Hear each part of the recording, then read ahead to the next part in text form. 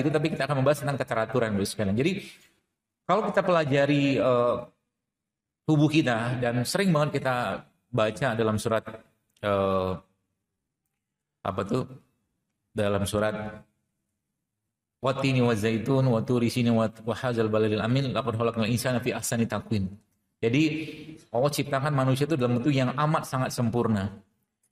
Dan sebenarnya kondisi penyakit manusia zaman sekarang ini terjadi tidak lain tidak bukan karena apa?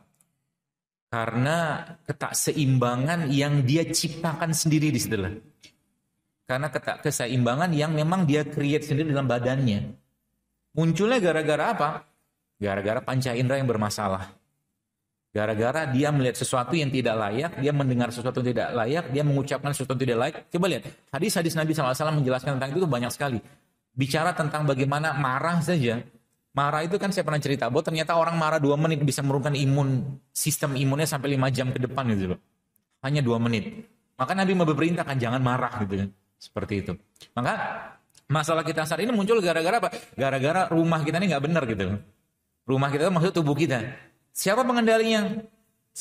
Sering saya sampaikan bahwa memang berdasarkan sabda Nabi SAW bahwa memang tubuh kita itu yang mengendalikan itu adalah kolbu. Ya. Rajanya itu kolbu Pak Bu. Ya, kalau kolbunya baik maka dia baik semua. Jadi sebenarnya nanti coba lihat kalau kita pelajari di akhir zaman kita tuh nanti udah nggak makan lagi begini-beginian Pak. Coba baca hadisnya. Yang kita makan apa nanti? Yang jadi makanan kita apa? Tasbih, tahmid dan tahlil coba. Hadisnya begitu kan? Kenapa? Karena memang kekuatan itu di situ nanti. Jadi kenapa umat Islam mungkin secara umum gitu kan sekarang kita lemah segala macam karena emang kolbu kita nggak terjaga. Kolbu kita nggak terjaga dan akhirnya datang umroh. Kemarin saya sempat ngisi di sebuah manasik haji gitu kan. Saya bilang banyak orang datang ke haji umroh lihat Ka'bah, lihat Mekah, lihat Madinah nangis loh. Tapi balik-balik kenapa nggak bisa nangis saya bilang. Di sana kan luar biasa tuh, doa di Multazam, doa di Ka'bah segala macam nangis luar. Tapi sampai sini kok nggak bisa gitu loh. Ini ada big why, kenapa kayak begitu gitu. Jadi kalau kita pahami sebenarnya nanti kata kuncinya apa? Kata kuncinya rumah itu bisa terang kalau apa? Kalau ada lampunya. Lampunya siapa? Tadi saya sampaikan bahwa dia kata kuncinya adalah kolbu yang sehat.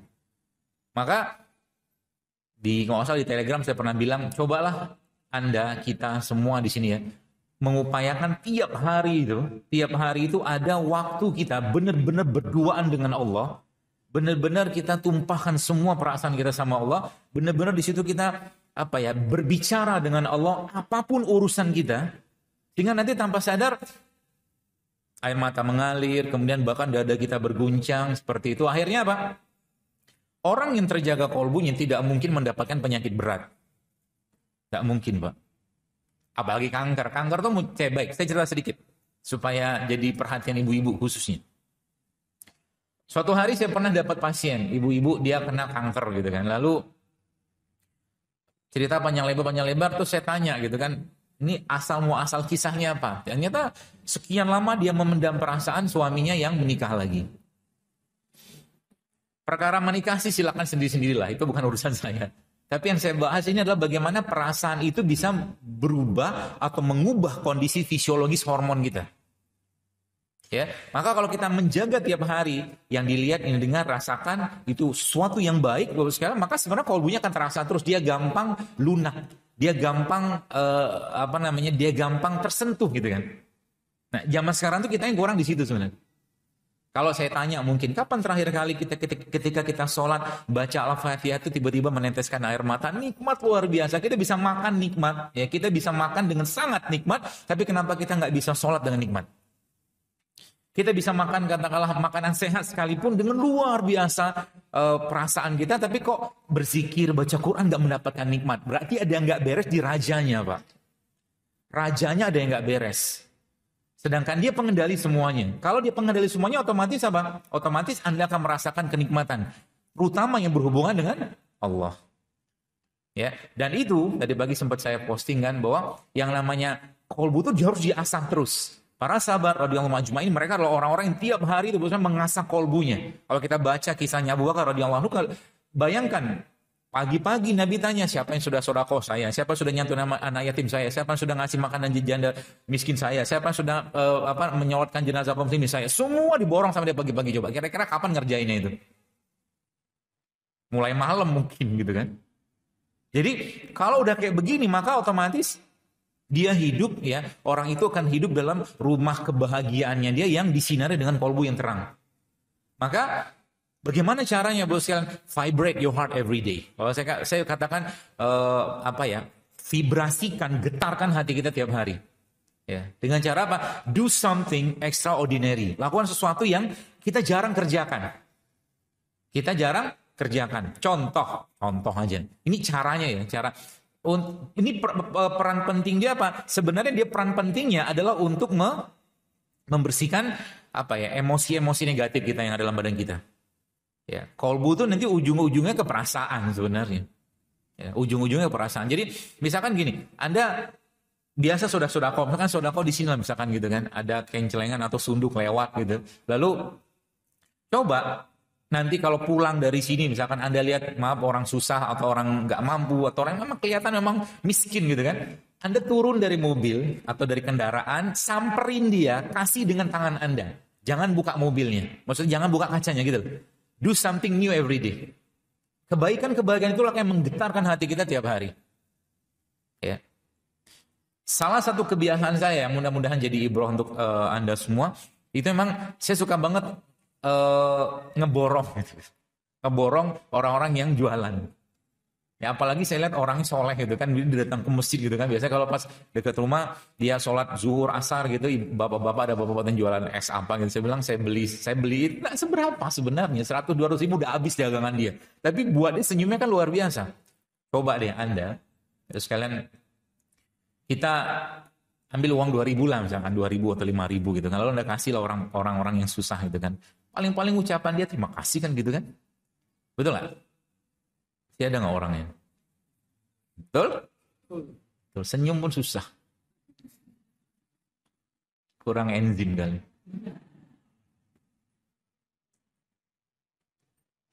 Coba Anda habiskan isi dompet Anda, kasih dia semua.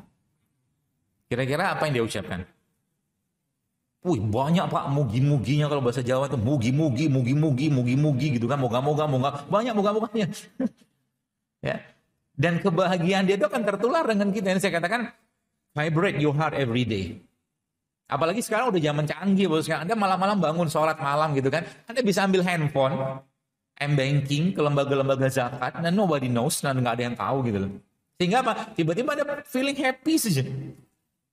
Ada bahagia aja gitu kan. Karena apa? Kebahagiaan itu emang sumbernya atau mungkin asal dari ketaatan yang kita kerjakan. Jadi kalau ada orang hidupnya nggak bahagia, Muslim itu kalau boleh saya katakan hidupnya harus bahagia. Kalau dia nggak bahagia, ada sesuatu yang dia langgar dengan hukum syariat Allah ataupun sunnah-sunnah Nabi SAW. Pasti kayak begitu. Tampaknya aja mungkin kayaknya senang, tapi ternyata maaf dia kerja di misalkan bank konvensional atau bank riba misalnya gitu kan. Yang kita udah jelas tahu hukumnya kayak apa. Pasti ada Pak Bu yang akan kena di sana. Artinya Pak, kalau udah kayak begini tiap hari itu, kalau kita baca dalam kisah-kisah para salafus saleh itu, saya pernah baca satu kita seorang budak yang dia diperjualbelikan. Suatu hari akhirnya tuannya itu ngelihat si budak tadi malam tuh dia beribadah dengan sholat kepada Allah Subhanahu wa taala. Seperti tiba-tiba ini kisahnya bisa benar gitu kan. Di ujung jadi rumahnya itu di atasnya itu ada kayak lubang gitu kan, dan ada sinar gitu kan. Ada sinar di situ yang menyinari si budak tadi gitu kan. Apa yang terjadi Bapak sekalian? Dan jadi kemudian si majikan yang tiap malam tuh ngeliat begitu, hari panggil istri, jangan-jangan saya doang yang lihat gitu kan. Apa yang terjadi? Akhirnya mereka itu sudah melihat dua-duanya ini benar ada sinar, ada cahaya tiap malam itu menerangi si budak tadi. Lalu akhirnya datanglah mereka berdua majikan tadi kepada si budak tadi. Apa yang terjadi? Yang terjadi adalah dia bilang sama si budak tadi, kami akan bebaskan engkau karena engkau orang baik gitu kan, orang soleh gitu kan. Akhirnya dibebaskan. Tapi ada doa dia saat itu yang menarik luar biasa. Ya Allah, dia bilang, jika bebasku ini, dia bilang, mengganggu hubunganku dengan engkau, maka ambil saja nyawaku, kata dia gitu. Akhirnya lama-lama orang itu mati. Makanya saya sering sampaikan bahwa kebaikan atau kebahagiaan hidup kita itu ada pada ketaatan yang kita kerjakan. Artinya kalau kita nggak taat sama Allah, pasti kan banyak masalah dalam hidup. Pasti banyak masalah. Ya. Dan setan memang kerjanya kayak begitu. Ya. Kalau kita baca dalam buku Ibnu Jauzi yang Talbis Iblis itu banyak sekali hal seperti yang jadi apa? Jadi serangannya dia gitu kan. Seperti itu. Baik, jadi kata kuncinya apa? Kalau mau rumah kita itu benar baik, maka benerin hatinya itu tiap hari. Dan hati itu buat sekalian cerminan dari apa? Wajah kita itu cerminan dari hati kita. Wajah seseorang cerminan dari hatinya. Dan wajah kita sering saya sampaikan adalah cerminan dari isi perutnya. Jadi bagi yang Bapak Ibu mungkin maaf masih suka makan ya gitulah. Cilok, cireng, gorengan, apa gitu-gitu gitu. Yang rombongan mereka semazab gitu kan. Itu kelihatan Pak dari wajahnya Pak. Bahkan saya berapa kali ketemu orang gitu kan, ada berapa kali, dan memang karena memang udah sering lihat orang, jadi ngebaca wajah dalam tanda kutip gitu kan, bukan klinik, tapi membaca organnya, emang kelihatan. Ada suatu hari ibu-ibu yang dia punya suami sudah cukup parah, saya bilang nih kayaknya nggak lama mati nih orang, saya bilang. Suami, ternyata benar meninggal, subhanallah. Yang ibu itu yang kemarin saya share di IG itu loh, Ibu Tantri itu, ya semoga Allah rahmati suami beliau. Jadi saya ngeliat wajah itu kayaknya nggak lama nih orang meninggal, saya bilang. Karena ternyata bener 2-3 bulan meninggal. Karena kelihatan wajah kita tuh wajah sakit, wajah sehat, wajah tampak sehat pun kelihatan. Kan kategorinya 3. Sakit, sehat, sama tampak sehat. Jadi mau dibohongin kayak apa juga, misalkan kita di tengah malam, di bawah pohon rindang, lampu mati, misalkan gitu kan, makan nasi goreng di situ kan diem-diem gitu kan. Makannya banyak gitu, kelihatan. Wah, badan kita adalah etalase diri kita. Gitu. Jadi itu badan kita nih etalase diri kita. Jadi kalau mau kayak apapun yang kita masukin, dia akan berwujud dalam bentuk lemak misalkan gitu loh.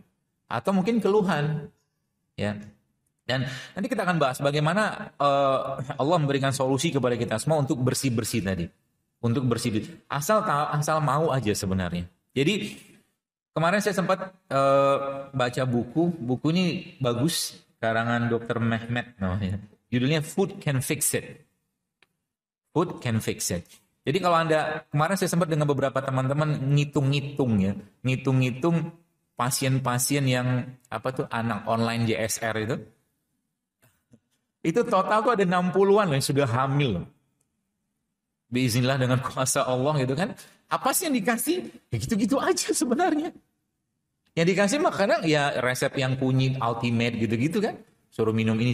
Tapi kata kuncinya apa? Ketika tubuh dikondisikan untuk bisa melakukan proses detoksifikasi dan kita kasih bahan baku yang tepat, maka sebenarnya nggak usah khawatir. Dia akan recover sendiri gitu kan. Dia akan bisa memperbaiki tubuhnya sendiri.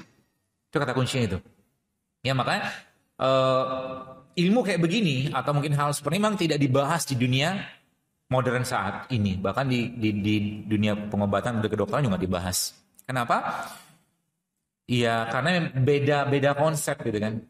Saya dulu pernah waktu ayah saya kena namanya hematemesis melena. Jadi dia BAB darah gitu kan, BAB darah karena mah kronis luar biasa. Kemudian sempat dirawat di rumah sakit. Akhirnya di rumah sakit dirawat sama dokter penyakit dalam. Saya pun ngerawat beliau. Tapi ada beberapa yang situ, ini kalau tahu ilmunya sih jangan, kalau nggak tahu jangan.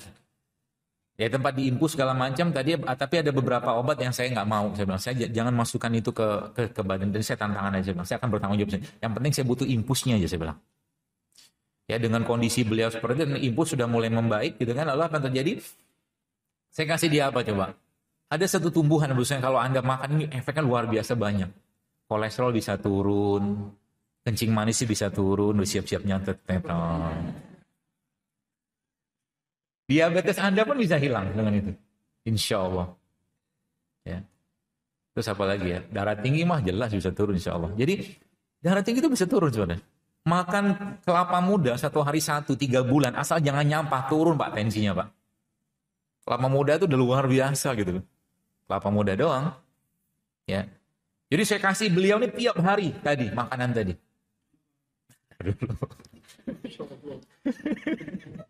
Ayo. Sabar. Tanda hati yang tidak tenang begitu. Enggak lah. Saking keponya. Jadi saya kasih bahannya. Dan indikator kan pertama saya lihat BAB-nya berdarah. Kemudian maaf menghitam. Karena kalau sudah menghitam berarti pendarahan bagian bawah tuh. Kalau bagian atas biasanya merah gitu kan. Seperti itu. Itu teorinya begitu. Itu saya kasih tiap hari sebanyak mungkin saya kasih itu ke beliau tiap hari. Dan subhanallah akhirnya mulai hitamnya sudah mulai kurang. Kemudian dia punya konsistensinya gitu kan, maaf. Sudah mulai membaik, akhirnya bisa recover. Yang saya kasih apa? Lidah buaya, hanya lidah buaya. Dan itu obat wasir juga, orang hemoroid gitu kan, ambeien, Masya Allah kan luar biasa kan. Caranya gimana? Saya bikin caranya di IG, nggak salah lidah buaya JSR hashtagnya, nanti bisa dilihat. Tapi secara umum banyak kok yang, jadi bukan lidah buaya yang sudah jadi kemasan gitu ya, bukan.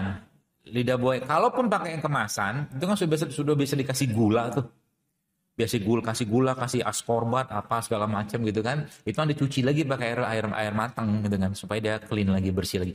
Lebih gampang lagi kalau Bapak Ibu beli sendiri yang masih panjang gede itu yang Pontianak gitu kan. Itu diolah sendiri, saya bisa ngolah. Biasa saya pernah diajarin sama orang Pontianak cara ngolahnya gitu kan. Tapi di IG juga ada kok.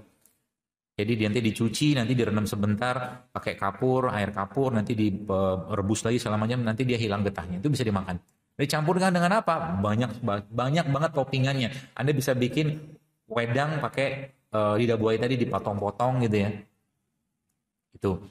Kemudian kasih rumput laut juga boleh ya, atau kasih pandan juga boleh. Terus Anda bukalah lapaknya. Ya, seperti itu.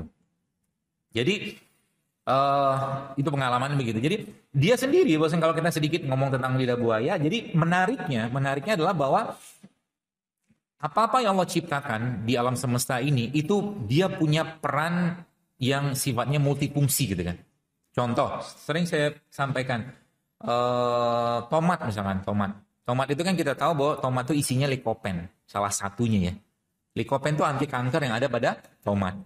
Tapi kalau Anda tanya sama saya, dokter, misalkan ada orang misalkan biiznillah dengan izin Allah sembuh setelah makan tomat, tapi tomatnya organik ya, bukan tomat pestisida ya. Karena kalau udah tomat pestisida biasanya pestisidanya lebih jagoan daripada isi tomatnya gitu, bikin masalah. Ya, jadi kalau Anda tanya sama saya, misalkan ini tomat ini apa yang membuatnya berperan sebagai anti kanker? Maka jawaban saya semuanya. Kita nggak boleh ngomong satu bagian tomat itu aja, nggak bisa. Ya, jadi tembakau itu sebenarnya bisa sebagai anti kanker. Nanti coba di browsing, namanya Define Cigar. Jadi tembakau yang define itu nanti dibikin nano selama itu penelitian dilakukan oleh salah satunya oleh teman saya seangkatan. Itu ternyata tembakau itu ketika dikelola dengan baik, dia justru malah bisa kita gunakan sebagai anti kanker. Bahkan diolah dalam bentuk rokok. Tapi bukan rokok yang dijual. Dia lintingan biasa, tapi dia asapnya itu mengandung antioksidan. Keren kan? Bisa Pak, saya pernah nyobain rokoknya. Tapi bukan rokok, tapi saya memang nggak biasa ngerokok, ngisep sekali. Dia udah 6 tahun, jadi kalau batuk pilek teman saya itu dia ngerokok. Rokok dia ya. Dan dia seorang doktor, mungkin calon profesor juga, dan dia teliti itu selama sekian tahun gitu kan. Jadi kalau neneknya batuk pilek, suruh ngerokok sama dia. Serius. Tapi bukan rokok di sana gitu kan. Jadi Rabbana ma khalaqta hadza batila. Kenapa katakanlah tembakau jadi masalah? Karena memang dipisahkan Pak Bu. Nikotinnya, tarnya. Jadi kalau dia masih dalam komponen utuh kayak begini, inilah jadi kalau pengen makan ini apa nih? Seledri. Seledri kan? Kalau laki-laki nggak tahu seledri, jangan nikahi. Laki-laki yang baik itu bisa masak. Seledri ini kan isinya banyak, termasuk cilantro. Cilantro mungkin mirip-mirip satu spesies sama dia gitu kan, cilantro itu termasuk salah satu tumbuhan yang bisa berperan sebagai pengikat logam berat. Pengikat logam berat. Mungkin Anda bertanya, saya dapat logam berat dari mana? Kalau Anda punya mood swing setiap hari, mood swing itu baperan. Kemungkinan besar Anda terkontaminasi logam berat. Tidak percaya. Coba list dari tadi pagi berapa bahan kimia yang masuk. Sabun, sampo, odol. Banyak kan? Gitu. Jadi mood swing itu salah satu tanda orang yang saya pahami dari sisi ilmu ini ya. Salah satu tanda orang-orang yang terkontaminasi logam berat. Ya, yang paling sering terkontaminasi siapa? Perempuan. Karena Anda sering pakai ya kosmetik seperti itulah yang masih pakai sih. Baik, jadi gitu. Jadi likopen. Jadi kalau misalkan kita bicara misalkan apa tuh namanya? Kunyit. Kunyit tuh, Pak. Misalkan kunyit saja ya. Maka sebenarnya orang-orang yang rutin mengkonsumsi kunyit tidak tiap hari sekalipun, sebenarnya peran pada kunyit itu luar biasa besar. Jadi kalau kita lihat di penelitian tentang penelitian tentang kunyit itu banyak banget. Sayangnya di Indonesia orang belum familiar dengan ini. Coba lihat Rested Ultimate yang saya share itu sebenarnya itu sudah diteliti sebenarnya. Jadi sekarang itu ada satu aplikasi. Jadi kalau sekarang zaman dulu kan kalau kita mau teliti satu kita harus pakai tikus atau manusia. Jadi sekarang itu ada namanya in silico. In silico itu jadi misalkan gini, saya sekarang mau gabungkan antara kunyit, jahe, kayu manis, kunyit, jahe sama jeruk nipis bahkan sama asam. Saya campurkan dalam satu bank data di laptop gitu kan. Nanti saya masukkan datanya, bukan saya masukin, ada teman saya masukin. Tak. Itu nanti ketahuan tuh antioksidan begini. Makanya banyak banget yang minum Ultimate kunyit itu perubahannya luar biasa karena itu sudah diriset sebenarnya. Cuman saya nggak share aja. Jadi ketika dia ketemu tak gini, dia jadi komposisi yang luar biasa. Ya. Kata kuncinya apa? Kata kuncinya memang ada jenis-jenis tumbuhan atau mungkin produk ciptaan Allah ini memang dia kemampuan kerjanya itu luar biasa.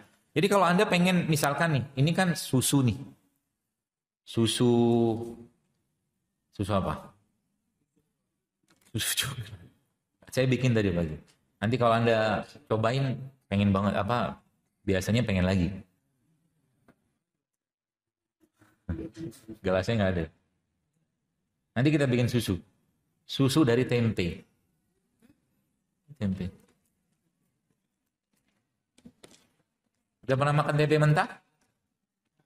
Enak loh. Enak. Jadi kalau Anda pengen wajahnya kinclong, pencernaannya baik, tempe itu jangan digoreng. Kenapa jangan digoreng? Coba lihat. Denaturasi protein terjadi kapan? Kalau dipanaskan. Ini kan protein tempe. Dipanaskan rusak sebenarnya. Berarti nggak ada gizinya? Ada sih, cuman banyak hilangnya. Artinya apa? Salah satu jadi nanti saya kasih tipsnya kepada Bapak sekalian supaya nanti Anda mulai sekarang kalau mau hidup sehat sebenarnya gampang. Jadi nggak usah ngurusin penyakitnya, tapi urusin piringnya, urusin apa yang dimakan aja. Nanti hilang sendiri penyakitnya. Jadi apalagi yang udah urusan berat badan mah gampang banget diturunkan. Ya berat badan itu gampang banget diturunkan kalau mau gitu kan. Caranya gimana? Mulai latihan pagi-pagi nggak usah sarapan. Mau nggak pagi-pagi nggak usah sarapan?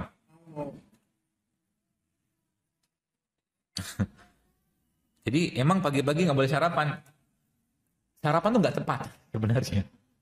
Kenapa? Memang pagi-pagi itu baik gini. Kita lihat, saya pernah share bahwa ada hormon dalam tubuh kita disebut dengan grelin sama leptin. Grelin itu hormon lapar, leptin itu hormon kenyang gitu lah. Jadi seimbang tadi. Nah, pagi-pagi itu justru pagi-pagi itu si grelinnya, hormon lapar tuh lagi rendah-rendahnya. Maka sarapan itu sebenarnya tidak usah banyak. Kalaupun Anda pengen makan yang bisa membantu pembuangan. Karena pagi-pagi kita lagi buang-buangan. Apa yang terjadi kalau seandainya orang itu makan banyak, misalkan nasi uduk, nasi goreng, tupas sayur, lontong gitu kan pagi-pagi. Ngantuk kan? Ngantuk, pasti ngantuk. Latihan, pagi-pagi nggak usah sarapan. Yang diminum apa? Air anget aja. Ya, air anget, minum air anget. Habis itu pergi ke kulkas, lihat kulkas isinya apa. Balik aja sama. Ya. Kalau Anda sudah bisa mengontrol lapar, Anda jadi pemenang, Pak. Ya, kalau sudah bisa, jadi nanti latihannya gini, latihannya saya kasih tahu latihan. Jadi blender itu kan kalau dipakai lama-lama juga rusak kan, sama kayak badan kita. Jadi kalau mau badannya sehat, usahakan mulai sekarang jangan sering makan, itu kata kuncinya. Saya seharian kemarin nggak makan, alhamdulillah. Saya cuma mengkonsumsi nutrisi cair. Saya minum apa kemarin tuh ya, kunyit gitu-gitu dan sampai malam, sampai mau tidur nggak ada makan sama sekali. Kuat nggak? Kuat aja, alhamdulillah. Karena konsepnya adalah kita makan bukan untuk kenyang, tapi kita makan untuk memenuhi gizi badan kita. Bisa jadi gizinya cair, bisa jadi gizinya padat. Saya makan minum kunyit segala macam, ada almondnya juga, kemudian ada macam-macam gitu kan, ada 3-4 botol saya minum. Jadi total tuh sehari itu saya minum hampir ribuan liter. 1.000 liter kebanyakan Pak, satu tangki. 1 liter maksud saya. 1 liter. 1 liter isinya nutrisi semua. Cukup? Cukup. Ya, sangat cukup. Gitu kan. Dan apalagi kalau kita sudah mulai mengatur circadian clock. Mengatur circadian clock itu boskan dengan cara apa? Dengan cara waktunya tidur, waktunya makan, waktunya kerja. Jangan olahraga waktu tidur, jangan tidur waktu olahraga, tidur waktu apa namanya? Tidur waktu bekerja gitu. Zaman sekarang kan kebalik. Orang-orang malam-malam olahraga. Alasannya ada waktu. Nanti ada Sabtu Ahad nggak masalah, kan libur kan. Jangan tidur, jangan olahraga waktu malam, karena olahraga malam justru malah nggak bagus buat organ tubuh kita. Jadi mulai sekarang yang suka olahraga malam, olahraganya sama istri saja. Kalau punya. Ya gitu ya. Jadi kata kuncinya bos sekalian banyak, tapi saya kasih beberapa clue-nya. Jadi kalau mau rumah kita tuh indah gitu kan, maka pertama mulai sekarang eat real food every day. Makan bener-bener makanan. Contoh, Anda pengen makan ikan, jangan makan tekwan. Tekwan boleh nggak? Boleh sekali-sekali. Makan ikannya gitu loh. Paham ya? Anda pengen makan daging, jangan makan bakso. Jangan makan sosis. Karena yang sudah diolah pasti akan menjadi, pasti berkurang nilai gizinya. Ya, seperti itu. Ibu-ibu zaman dulu kalau mereka mau masak misalkan, buku ini ada pesan moral luar biasa. Kata si Dr. Mehmet, dia bilang apa di sini? Untuk para ibu yang selalu tahu bahwa makanan dapat memperbaiki kesehatan. Bukunya Food and Fix It. Di toko buku ada kok. Dia bisa lihat. Jadi dulu ibu-ibu kalau mau beli misalkan masak gulai ikan gitu, dia pergi pasar beli ikan segar gitu kan. Masak ke rumah. Ya, ini cara ya. Nanti konsepnya nanti saya akan kasih tahu dan bagaimana kita kalau mungkin dalam bahasa orang mau bengkel itu di spuring balancing kemudian kita gitu. Nanti ada semua. Ya ala-alanya kita aja. Jadi eat real food every day. Semakin real yang Anda makan, semakin banyak nilai gizinya. Nanti kalau Anda sudah tahu konsep ini, maka Anda sudah mulai berpikir, kalau gitu saya pengen punya halaman atau kebun. Buahnya petik sendiri, sayur ambil sendiri. Ya, kok ribet amat sih? Nggak ribet sih sebenarnya, karena kita udah nggak biasa aja dengan begituan zaman sekarang. Serba instan semua kan. Itu yang pertama. Lalu yang kedua apa? Kurangi semua makanan-makanan. Ini apa namanya? Syarat ketentuannya dulu. Kurangi semua makanan-makanan yang diproses dan direfinasi. Kurangi semua makanan-makanan yang diproses sama direfinasi. Contohnya apa? Semua makan kemasan lah. Semua makanan kemasan kurangi setiap hari. Jadi kalau Anda mau minum makan, usahakan makan yang fresh. Jadi kalau Anda pengen makan sesuatu, cari yang barusan dimasak, makan. Jangan yang sudah sekian lama. Sekian lama tuh memang enak. Contohnya apa? Rendang. Gudeg juga enak. Gudeg tuh bagus. Dia fermentasi sebenarnya, kayaknya sih. Ya, tapi nggak apa-apa. Tapi jangan sering-sering. Ya, kemudian apa lagi? Eat more raw plant. Jadi makan lebih banyak lagi tumbuhan setiap hari. Ya, contohnya apa ya? Kayak begini kan ada apa tuh namanya? Ada sayur, ada buah, ya. Dan rule paling pentingnya, Bapak sekalian, kalau Anda sudah ngerti konsepnya, maka sebenarnya Anda tidak perlu makan banyak, Anda cukup sekali sehari makan. Kapan makannya? Siang. Jadi hanya siang aja makan. Sisanya, pagi dan sore, Anda camilan yang sehat. Cukup. Kenapa saya katakan? Enggak, kalau kita udah membiasakan kayak begini, maka sebenarnya tubuh kita akan teradaptasi sendiri. Jadi misalkan satu hari kebutuhan kalori kita kan sekitar 2000 sampai 2200 kalori. Maka Anda kurangi beberapa. Anda kurangi beberapa kalori sekitar 500 sampai 700 kalori, maka nanti Anda tetap akan terasa lapar. Maka Nabi memerintahkan kalau makan nggak boleh kenyang. Rulesnya mulai sekarang makan nggak boleh kenyang. Kenapa? Saya kasih ilustrasi. Ilustrasi ini pernah saya tulis di Twitter dulu. Ada singa ini biasanya makan 10 kg daging setiap hari. Oke, lalu singa ini satu hari saya cuma kasih misalkan 1 kilogram. Jadi ada defisit 9 kilogram daging. Ya, ada defisit 9 kilogram daging. Dan kalau singa itu saya lepas ke pinggiran atau kerumunan orang, maka bisa dipastikan singa tadi akan makan orang. Tubuh kita juga sama. Kalau kata kuncinya stay in calorie deficit, maka otomatis tubuh Anda akan singa lapar terus, dia akan bersih-bersih rumah terus. Paham ya? Maka kata kuncinya makan jangan kenyang. Kan ada lagunya tuh, makan akal jangan makan, anak-anak sekarang tuh kan. Gitu. Jadi makan jangan kenyang. Kapan berhentinya Anda yang tahu. Ya. Dan biasakan mulai sekarang camilannya buah dan sayur. Mata Anda harus jauh lebih berbinar-binar melihat abang rujak daripada abang gorengan mulai sekarang. Kalau matanya berbinar-binar lihat abang gorengan, masih error. Kalau sudah mulai, kayaknya kayak gua banget nih gini, makan gorengan. Udah mulai kayak begitu, berarti Anda sudah kembali ke jalan yang benar, badannya ya. Karena dia kasih sinyal. Mungkin Bapak Ibu belum tahu ya, alkohol sama narkoba, dia bisa bikin kecanduan. Makanan juga. Semua makanan yang diolah, yang dikasih bahan aditif, dia bisa bikin candu. Sekarang saya gak usah jawab deh. Siapa di sini yang pernah sakau mie instan? Tiba-tiba pengen makan mie instan, tiba-tiba pengen makan bakso, tiba-tiba pengen makan sesuatu yang ada micin segala macam, itu sakau loh. Itu sama mirip, kata orang-orang lagi, mirip sama orang-orang sakau alkohol atau narkoba. Bahkan kalau kita bicara gula, saya pernah share, gula itu 8 kali kuat kecanduannya daripada kokain. Gula pasir. Jadi kalau kita belum bisa ngurangi gula, maka sakau terus ya. Nah itu biasanya salah satu tips yang saya sarankan bagi orang-orang yang sakau dengan gula pasir, maka kata kuncinya apa? Kata kuncinya Anda mulai biasakan makan ubi. Ubi itu salah satu yang bisa Anda makan untuk mengatasi sakau gula pasir. Ubi apa? Selembu, bore, atau labu juga boleh. Ya, diusahakan makan.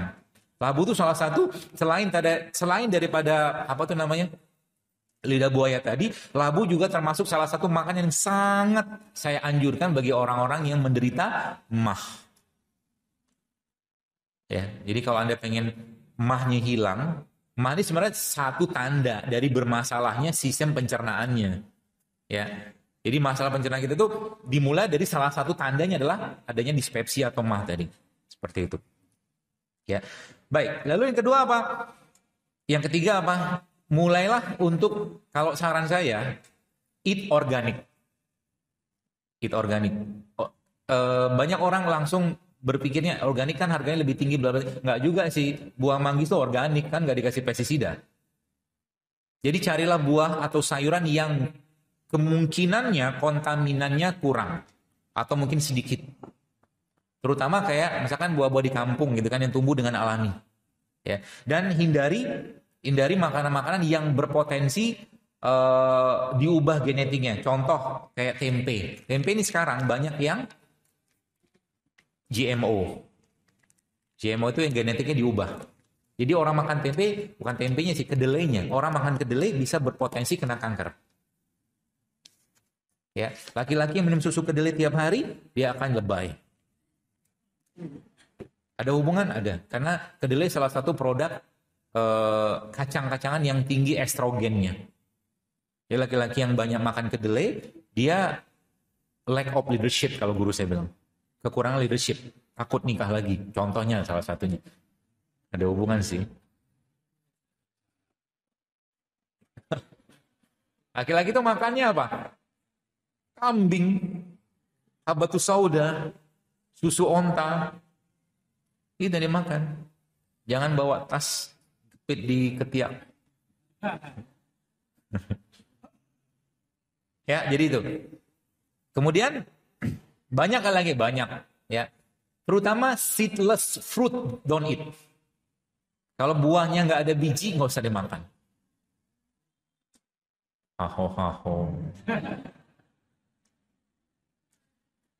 Kalau buahnya nggak ada bijinya, sekarang Anda bisa nanam nggak? Nggak bisa kan? Yang nanam siapa? Mereka. Ditanam awalnya mana? Dibuat di lab. Hashtagnya food control. Paham ya? Dikontrol makanan. Di semua nanti dikondisikan sehingga orang nggak bisa tanam lagi. Guru saya pernah bilang, kenapa sekarang banyak dulu ya kasus-kasus penyakit degeneratif, stroke, jantung itu tidak terlalu banyak kayak sekarang. Tidak terlalu banyak. Sekarang kan meningkat luar biasa Pak Bu. Salah satu pemicunya sebenarnya adalah minyak. Minyak apa? Minyak goreng. Kenapa minyak goreng? Karena minyak goreng zaman sekarang sama minyak goreng zaman dulu beda. Zaman dulu orang bikin minyak goreng dari kelapa. Betul? Kelapa kategori lemaknya lemak jenuh. Kalau minyak goreng sawit lemak trans. Lemak trans jauh lebih parah, lebih jahat daripada lemak jenuh. Itu rahasianya, itu yang pertama. Kalau minyak kelapa sawit itu kan industri. Kalau minyak kelapa semua orang bisa bikin, gampang kok bikinnya. Gitu loh. Hashtagnya apa? Food control. Harus tahu di hal-hal seperti itu gitu loh. Supaya Bapak Ibu bisa paham kondisinya, ya. Seperti itu. Baik, lalu yang ketiga apa? Tiap hari, ini saran saya, kalau mau badannya jauh lebih sehat, usahakan jangan pernah ada aditif yang masuk dalam badan Anda. Aditif. Aditif itu apa? Bahan tambahan pangan. Apapun bentuknya, jangan boleh ada masuk. Saya beberapa lihat DM sempat saya baca gitu sekalian ya. Itu ada orang-orang yang sudah mulai berperilaku hidup sehat, tiba-tiba dia sedikit cheating. Cheatingnya itu yang buat dia pernah kerjakan lama, dia curi-curi makan yang gak sehat, meriang, diare, segala macam. Memang begitu harusnya. Kalau udah biasa hidupnya kayak begitu, hidup sehat, tiba-tiba dia cheating, badan udah nolak. Dan yang paling luar biasa lagi adalah apa? Ini dia udah gak bisa terima. Jadi misalkan contoh gini, sekarang kan banyak tuh cake yang tinggi gula, tinggi karbo segala macam itu kan. Kalau mata kita masih menangkap sinyal itu menarik segala macam, maka sebenarnya ada masalah di badan kita secara enzim. Paham ya? Karena dia bisa menarik atau dia bisa mengaktifkan hormon. Jadi makanan itu bisa mengaktifkan hormon. Maka makanan zaman sekarang pun juga menjadi fitnah dibanding di luar fitnah-fitnah yang lain. Banyak masalah zaman sekarang terjadi gara-gara makanan. Ini yang gak banyak orang sadar. Ya, seperti itu. Jadi ketika Anda nanti makan, ya mulai berpikir untuk makan, mikir kira-kira yang saya makan ini bisa jadi bibit penyakit atau malah justru bikin saya sehat. Kalau udah pola pikirnya udah jalan kayak begini, maka kita akan sayang banget dengan badan kita. Baik, saya kasih tahu satu. Saya pernah baca dalam sebuah hadis juga bahwa ternyata selama ini kita mengenal bahwa yang namanya sodakoh itu paling baik kepada keluarga kan gitu. Tapi tidak kalah pentingnya ternyata Rasul mengajarkan juga bahwa sodakoh itu tidak kalah pentingnya juga sodakoh untuk diri kita. Jadi misalkan Anda makan kacang almond, misalkan gitu toh, mungkin harganya sedikit lebih tinggi dari harga kacang biasa, tapi itu sedekah untuk badan kita. Baik banget. Walnut segala macam. Jadi berikan yang terbaik. Sama juga kalau Anda punya mobil bagus gitu kan, atau mungkin apapun lah kendaraan rumah yang bagus, mas pasti dirawat dengan baik. Kenapa? Pertanyaannya itu kenapa kita tidak merawat badan kita dengan baik gitu loh. Masih dengan enak-enaknya, dengan suka-sukanya masukkan yang tidak sehat ke sana. Jadi saya suka bakso, tapi dulu sekarang udah nggak lagi. Apalagi ya bakso kebanyakan banyak nggak sehatnya. Kadang-kadang saya makan, ya. Saya makan mie, tapi tidak mie ayam, mie yang lain. Pun kalau ada mie, saya cari mie yang bisa tidak terlalu cheating gitu kan. Selera itu tetap kita jalani, tapi ingat apa? Ingat kita yang atur. Anda mulai atur kapan harus makan, kapan harus minum, kapan harus berhenti gitu. Jadi kita emang adjust badan kita. Ya. Sehingga nanti kata kesimpulan quote-nya apa? The true health is not the absence of disease. Jadi kesehatan itu bukan nggak ada penyakit. Secara takdir mau sesehat apapun, mau setidak sehat apapun, tetap takdir Allah pasti kena penyakit gitu loh. Tapi the true health is the presence of vitality. Dia bilang true health itu adalah vitalitas kita meningkat. Tahajud mulai gampang bangun, circadian clock-nya jadi jam berapapun kita bangun atau kita tidur malam, jam 3, jam 4 tetap bangun. Itu udah benar loh. Kalau Anda sudah bisa merasakan circadian clock namanya kayak begitu, maka tubuh Anda sudah mulai benar.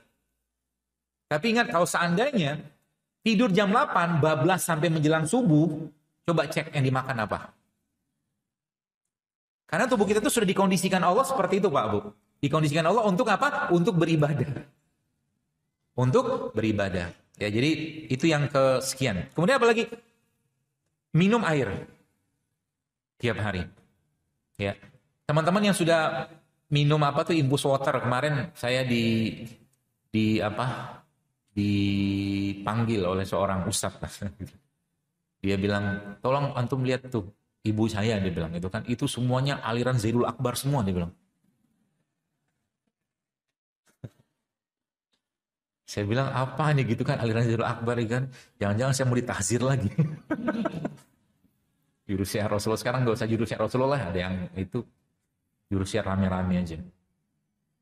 Saya pergilah ke rumah mertuanya, ternyata benar. Di kulkasnya Bu, semua jenis infus water ada. Dan Ustadz itu bilang ke saya, "Alhamdulillah, jazakallah khair," dia bilang, "sekarang biaya hidup istri saya sudah mulai dikurangi karena mereka udah gak makan nasi gara-gara antum." Dia bilang. Kata beliau gitu kan, ngurangi itu juga kan. Jadi gitulah gitu kan. Bukan gak makan nasi putih sih jangan gitu kan, karbo tetap butuh. Jadi jangan terpaku pada nasinya gitu. Anda tetap butuh karbo. Nasi merah boleh, beras merah boleh, kentang boleh gitu loh. Ya, nasi putih aja yang sekarang itu banyak masalahnya. Ya. Jadi air, tiap hari Anda harus minum air. Bagaimana cara minum airnya? Cara paling gampang, setiap sholat Anda minum 1 gelas. Setiap sholat. Jadi kalau gelas kayak begini kan sekitar 300 mili gitu kan, maka kalau setiap sholat berarti 3 kali 5, 1500 mili satu hari udah cukup banget.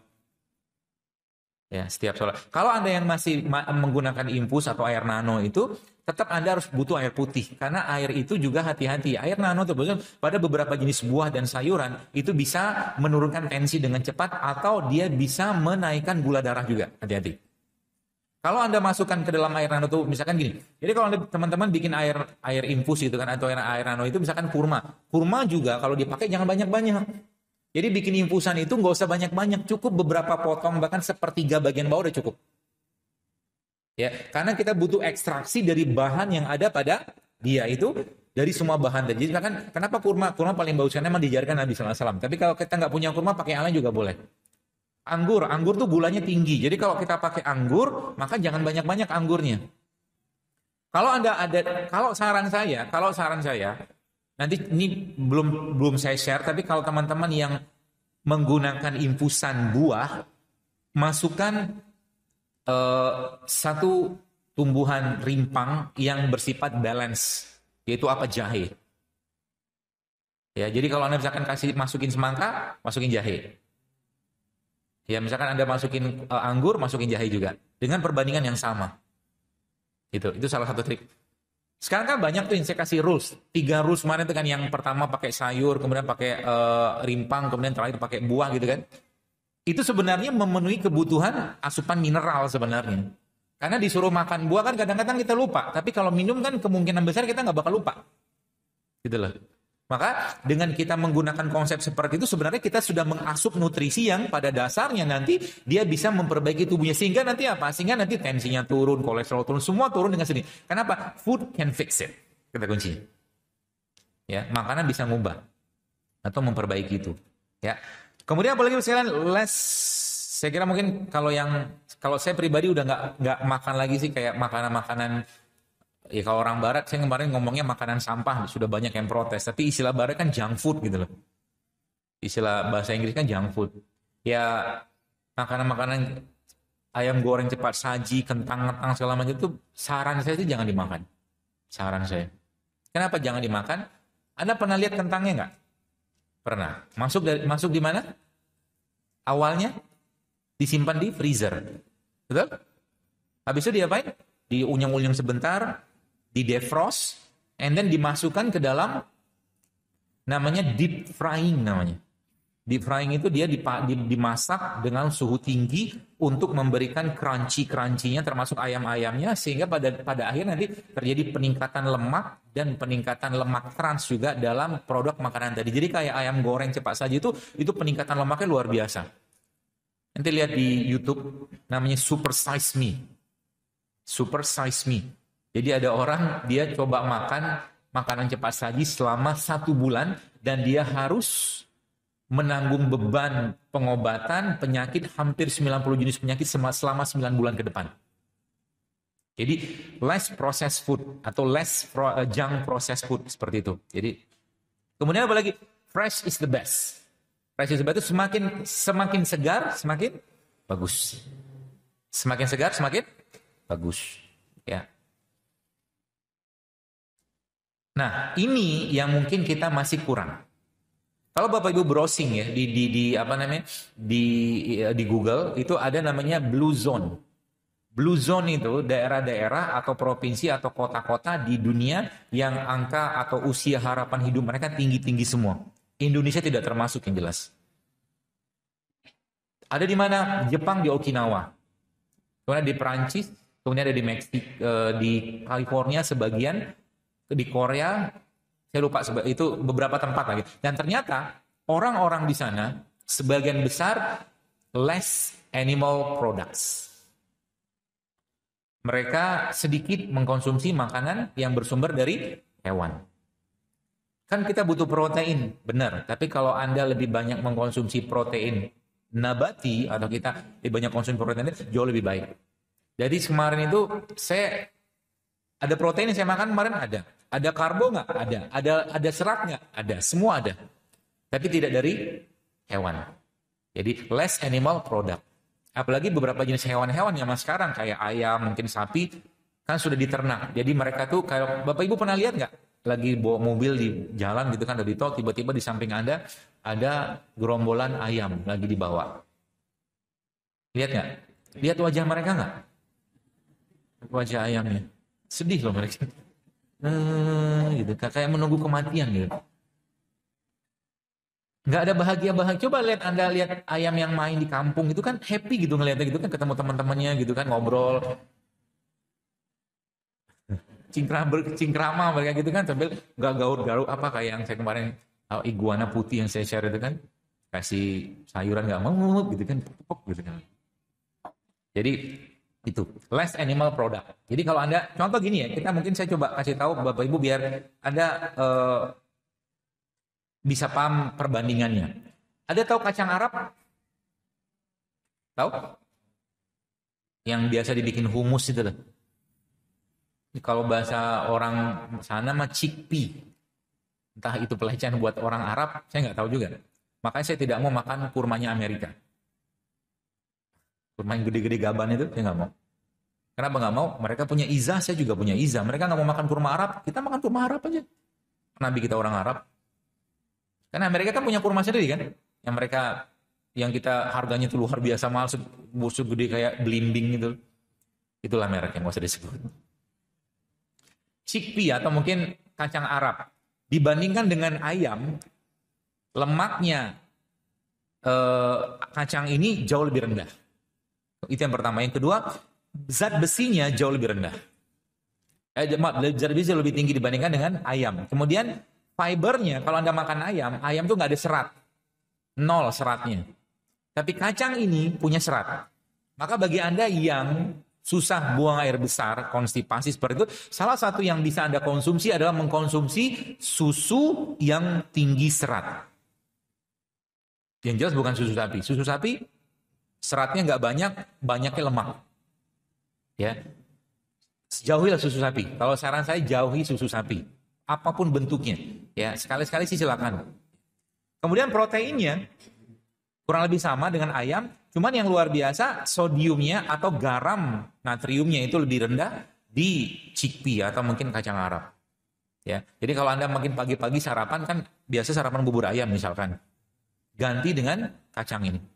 Kacangnya Anda kukus, Anda steam, ya, kemudian Anda ancur-ancurin, masukin nanti kasih zaitun sedikit, kasih garam, kasih kurma sedikit, udah jadi bubur ayam. Ala-alanya kita gitu loh. Biar lupa dengan mantan gitu, dengan mantan bubur. Ya. Nah, jadi bentar. Itu beberapa rulesnya. Kemudian apa lagi? Mulai sekarang pakailah pemanis yang alami. Ya, pemanis alami contohnya apa? Yang jelas bukan gula pasir. Jadi kalau Bapak Ibu banyak yang tidak sadar ketika Anda beli teh dalam botol atau teh dalam kotak atau mungkin jus dalam kotak dalam bentuk apapun itu gulanya tinggi loh. Itu minuman, tapi yang kita sering lupa adalah kecap, saus itu tinggi juga gulanya, Pak. Kecap itu saus ya, saus itu banyak gulanya. Ya, makanya mulai sekarang jangan biasa banyak makan saus. Itu caranya gimana? Ya bikin sambal lah. Oh, sudah saya ajarin caranya. Ya, sambal dikasih kurma itu kan. Enak.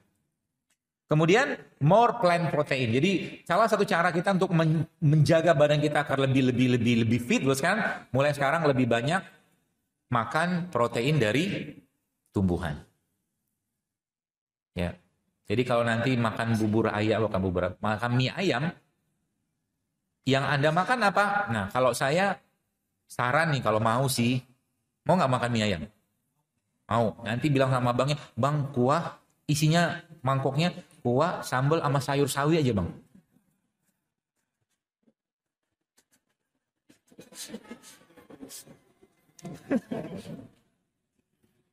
Saya makan soto nggak? Saya makan soto.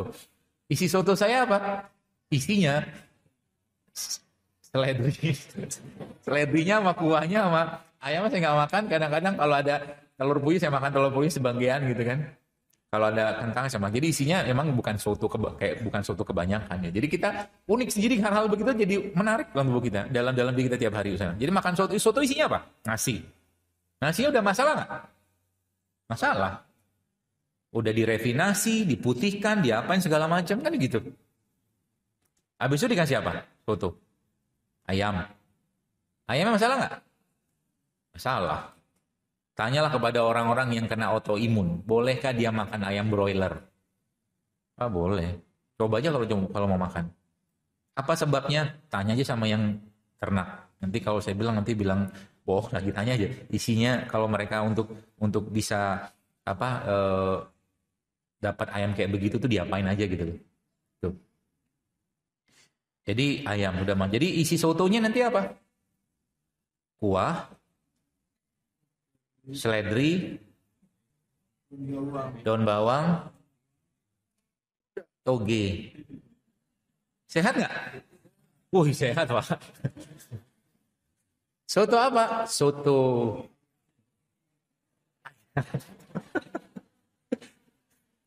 Coba deh praktekkan begitu. Nanti Anda akan kecanduan loh. Dan habis makan itu Anda akan bahagia. Kenapa bahagia? Kan enzim, Pak. Kayak begini ada enzimnya. Ada fitokimianya, fitonutriennya. Makanya orang coba dibandingkan. Nanti coba teman Anda kasih gorengan 5 sama Anda makan rujak. Mana wajahnya lebih cerah setelah makan? Bisa kita bandingkan. Karena good food is good mood. Moodnya dapat dari mana? Dari serotonin, dari triptopan. Dan dari mana? Kalau di trace balik ke belakang, maka ujung-ujungnya dari mana? Dari asam amino. Asam amino dapat dari mana? Banyak sumber-sumber protein juga ada, madu juga ada, segala macam buah-buahan juga ada seperti itulah. Ya, maka semakin bagus makanan tadi, semakin asli, semakin baik, gitu kan. Dan sekarang mulai sekarang saran saya jangan ada gula di antara kita. Nanti badannya akan pada awalnya Anda akan sakau. Jadi tubuh kita itu gini. Jadi kalau misalkan kita dulunya A ya, dulu kondisi badannya A, saya kasih gambaran gitu aja. Sekarang B, kemudian aslinya normalnya tuh A. Untuk berubah dari B ke A lagi, kadang-kadang butuh transisi. Ini sebut dengan detox tuh kayak begitu. Ya. Tapi kalau kita bisa melewati itu, insya Allah kan kembali normal ke A lagi. Jadi kalau Anda yang dulunya bisa makan telur, sekarang nggak bisa makan telur, ayo berjuang untuk itu. Maksudnya, kenapa nggak bisa gitu? Karena dulu saya bisa kok. Kemungkinan besar ada banyak sampah-sampah di badannya yang bermasalah, yang bikin masalah. Dulu bisa makan udang, sekarang nggak bisa. Kok bisa kayak begitu? Mungkin dari air juga bikin masalah kita gitu loh. Ya, seperti itu. Jadi, itu. Kemudian avoid, ini yang tidak kalah pentingnya. Avoid, hindari endocrine disruptor. Apa itu endocrine disruptor? Nanti browsing aja. Namanya endocrine. Banyak banget makanan, minuman, bahkan obat-obatan yang sekarang kategorinya endocrine disruptor. Dia pengganggu atau perusak hormon. Paling banyak ada pada apa? Paling banyak ada pada kosmetik. Banyak pada kosmetik. Ya, dari mulai lipstick, dari mulai deodoran, shampoo ada. Ya, apalagi kayak perempuan kan banyak, termasuk juga kayak pembalut wanita. Hati-hati dengan pembalut wanita. Ya. Bagusnya gimana? Pakai kain aja. Lebih safe. Ada bahan kimia kan? Ada kok yang jual kok ada sekarang. Maaf, pembalut wanita yang pakai kain tuh saya dulu pernah bukan pernah nyoba. Ya pernah berjualan. Gitu kan? Endokrin disruptor banyak pada obat-obatan. Juga banyak. Jadi jangan dikit-dikit, jadi mulai sekarang jangan dikit-dikit obat. Ya, jangan dikit-dikit obat. Jadi kalau Anda sudah mulai membiasakan gini. Saya kasih ilustrasi supaya Bapak Ibu paham. Sekarang gini, misalkan Anda lagi pusing. Pusing, minumlah paracetamol 500 mg. Pusingnya hilang nggak? Hilang. Tapi akan ada efek samping dari situ. Ya, pasti akan ada. Sekarang Anda pusing, lalu misalkan Anda bikin jahe sama kunyit. Paracetamol isinya itu cuma paracetamol doang, Mbak. Dia kerjanya spesifik untuk ngeblok jalur saraf ini gitu, seperti itu. Nah, tapi kalau Anda makan kunyit, mengapa saya katakan sebenarnya herbal itu kerjanya juga cepat, onsetnya juga cepat, asal badan kita bersih. Paham ya? Kalau badan kita bersih, Anda pusing minum jahe sama kunyit, hilang pusingnya kok. Kenapa? Karena dia baik hati luar biasa. Dalam satu kunyit misalkan atau jahe itu ada lebih dari, mungkin kalau kita baca dalam penelitian itu ada puluhan bahan aktif yang ada pada kunyit dan jahe. Dan konsentrasinya itu nggak kayak paracetamol yang 500 mg tadi gitu loh. Konsentrasinya cuma 0,0 sekian. Ya, 0,0 sekian. Berapa persisnya saya nggak tahu, nanti dibaca aja. Makanya ketika dia masuk, ketika kita bicara kunyit itu isinya apa aja? Banyak banget. Dia bisa berperan sebagai antibiotik, anti kanker, anti tumor, segala macam ada. Jadi ketika dia masuk badan kita, dia patroli dulu. Paham ya? Maka bagi orang-orang yang pos-pos badannya sudah clean, sudah bersih, sekarang, maka ketika dia masuk, oh dia udah lihat tuh, oh ternyata yang masalah di situ. Oke, kita langsung ke situ aja gitu. Pusingnya hilang, paham ya? Herbal tuh kayak begitu sebenarnya. Ini yang banyak orang nggak paham. Makanya kalau teman-teman sudah biasa hidup sehat, sebenarnya bahkan coba nanti kalau waktu Anda pusing dengan misalkan lemes gitu, paling gampangnya ambil aja garam kayak begini, garam Himalaya kayak begini atau garam laut atau sea salt itu, masukin air hangat, minum, hilang pusingnya. Kenapa? Beliau ini pembuka pintunya.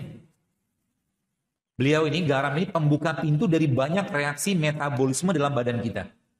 Nah, kemarin ada saya share kan bahwa orang-orang sakit mah itu sebenarnya justru malah kasih garam. Terus makan garam. Hilang mahnya. Kenapa? Dia bisa memperbaiki pencernaan juga, ya. Kemudian dia bisa, kalau bahasa itu tuh dia unlock. Ada banyak reaksi metabolisme yang bisa di unlock sama ini. Makanya ini kan ada garam nih saya masukin. Isinya apa ini? Ada kurma, ada madu, ada almond, ada walnut. Anda minum ini Pak tiap hari Pak. Masya Allah Pak. Habis duit.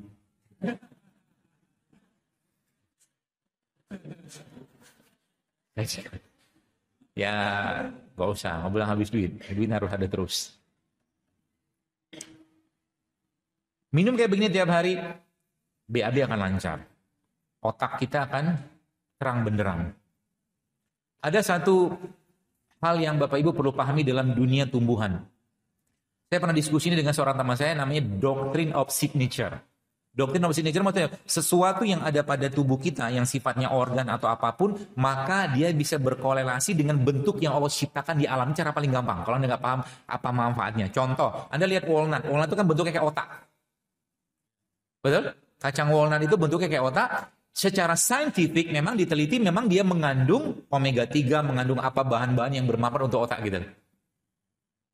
Jadi cara paling gampang itu. Jadi misalkan Anda lihat ureter. Kenapa? Mungkin nanti kalau sudah mulai paham, kenapa saya menyarankan orang-orang yang masalah infeksi saluran kemih atau susah buang air kecil, anyang-anyangan atau disuris, saya sarankan dia minum apa coba? Akar alang-alang. Karena bentuknya kayak panjang. Dan memang akar alang-alang itu perannya di situ. Dan menariknya akar alang-alang kalau kita termasuk ini bisa ibu-ibu simpan di rumah. Kalau anak Anda demam bisa pakai itu. Jadi kalau lagi demam itu kata kuncinya apa? Perkuat imunnya dulu. Jadi kalau lagi demam kasih dia minum banyak-banyak, ruqyah dia, belajar ruqyah gitu kan. Doakan dia, Anda sedekah ya. Jadi jangan langsung berpikir tentang obat dulu. Anak saya kalau demam yang saya kerjakan pertama kali biasanya apa? Saya ngambil handphone. Buat apa? Buat sedekah. Ya, dengan wasilah itu kita minta sama Allah agar Allah sembuhkan. Lalu dari situ biasa apa yang saya kerjakan banyak biasanya. Jadi herbal pun biasa terakhir banget. Biasa saya kasih apa? Saya kasih dia madu sama jeruk nipis.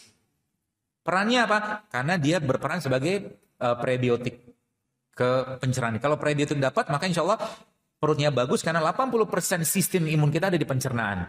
Itu sebabnya kalau Anda ada masalah pencernaan, makan tempe tiap hari hilang. Tapi tempenya jangan digoreng. Pagi-pagi, Bapak sekalian, caranya Anda bikin bubur tempe. Tapi tidak seperti bubur bayi ya, bubur tempenya ada apa ancur-ancurin gitu nanti atau di blender sedikit, jangan terlalu kasar, jangan terlalu halus, nanti Anda tambahkan kurma sedikit, tambahkan zaitun sedikit, tambahkan jeruk nipis sedikit. Enak loh itu. Coba aja Bapak saya, tambahkan madu sedikit. Enak. Jadi tetap kita butuh enak, nggak usah masalah gitu. Jadi kita bisa bikin masakan yang enak kok. Ya jadi itu. Kemudian nah ini dia nih, yang banyak orang belum tahu. Mulai sekarang saran saya, carilah, kalau ketemu sih ya, carilah pasta gigi atau bahan-bahan yang ada pada kosmetik itu yang non-fluoride. Non-fluoride. Kenapa non-fluoride? Nanti lihat aja di browsing apa masalahnya kalau terlalu banyak. Jadi saya di rumah pakai pasta gigi nggak pakai. Cuman kalau saya pakai pasta gigi saya di rumah yang masih ada fluoride-nya, saya akan pakai dengan ukuran beras dibagi 3. Itu sudah cukup. Ya, karena fluoride banyak masalah di fluoride. Ya, saran saya cari yang bebas fluoride. Mudah-mudahan ada produsen yang mau sudah bikin fluoride tadi. Kalau di Malaysia sebenarnya sudah ada yang bikin non-fluoride toothpaste, ya, seperti itu. Yang mengerikannya di negara-negara seperti Amerika itu fluoride-nya dimasukkan ke dalam air minum. Jadi air kerannya itu ada fluoride-nya. Fluoride kategorinya kalau kita lihat di susunan daftar logam itu dia masuk ke logam berat. Dia masuk ke kategori ke logam berat. Ya, apalagi fluoride yang sintetik ya. Kemudian less plastik. Jadi mulai sekarang biasakan untuk jangan suka beli minuman-minuman plastik atau minuman dari plastik segala macam. Usahakan Anda punya tumbler sendiri di rumah. Ya, minum. Jadi kita juga membantu bumi juga untuk tidak berlimpah dengan plastik ya, dan meminimalis juga bahan namanya BPA yang ada plastik itu. Termasuk bagi Anda yang suka bakso, beli bakso. Makan bakso tuh jangan di rumah. Kecuali Anda bawa rantang. Paham maksudnya? Panasnya itu berat, Pak. Apalagi beberapa pedagang itu habis kan kuahnya gitu kan. Kuahnya itu masukin ke plastik, habis itu yang pedagang yang sudah teredukasi biasa mereka menggunakan kantong kresek yang merah atau putih. Tapi yang belum teredukasi dia pakai kantong kresek yang warnanya hitam. Semua bahan-bahan plastik itu, apalagi kalau kena panas, dia karsinogenik. Apalagi styrofoam. Karsinogenik banget. Jadi kalau nanti beli apapun ya termasuk, kalau bubur ayam sekarang kan pakai styrofoam. Di atas styrofoamnya dikasih apa? Plastik. Iya kan? Jadi yang kita makan itu ya banyak masalah nanti ke depannya. Gitu loh. Ya. Kemudian quality over quantity. Ini yang tidak kalah pentingnya. Sebenarnya ini kata kuncinya adalah mulai sekarang jangan sering-sering makan. Makan cukup sekali sehari tapi bergizi dan berkualitas. Sehingga nanti tubuhnya terkondisikan seperti singa lapar tadi Pak Bu. Kalau sudah terkondisikan seperti singa lapar, apa yang terjadi? Maka insya Allah tubuh akan mendetok dirinya terus-menerus. Ya, tubuh akan mendetok dirinya terus-menerus. Kita perlu nggak di spuring, balancing, spare service, tune up? Perlu. Service tune up-nya kita apa? Rasul mengajarkan puasa Senin Kamis, puasa ayam ubin, atau berbekam setiap bulan. Itu tune up-nya kita. Ini kalau kita kerjakan pola-pola sederhana sebenarnya Pak Bu. Kalau kita mau kerjakan gitu kan. Sebenarnya, dan itu efeknya luar biasa. Ya termasuk, kenapa orang tidak mendapatkan efek dari senyuman itu sesuai dengan yang dirisetkan. Jadi secara riset memang senyuman itu bisa memberikan efek menstimulus hormon. Syaratnya apa? Ada waktunya. Minimal 20 detik. Gitu loh senyum. Gitu. Baru dia keluar. Kenapa baru keluar? Karena mungkin blokade saraf atau hormon itu kebanyakan ketimpa sama gorengan, cilek, cilok gitu loh. Jadi susah banget senyumnya gitu loh. Kenapa di situ? Karena emang mereka tadi mengganggu sini. Ya. Kalau kita bicara pada kategori perut sekarang maka gini. Ada beberapa, jadi Allah menciptakan banyak sekali tumbuhan-tumbuhan yang berperan untuk organ tertentu. Ya. Organ-organ tertentu.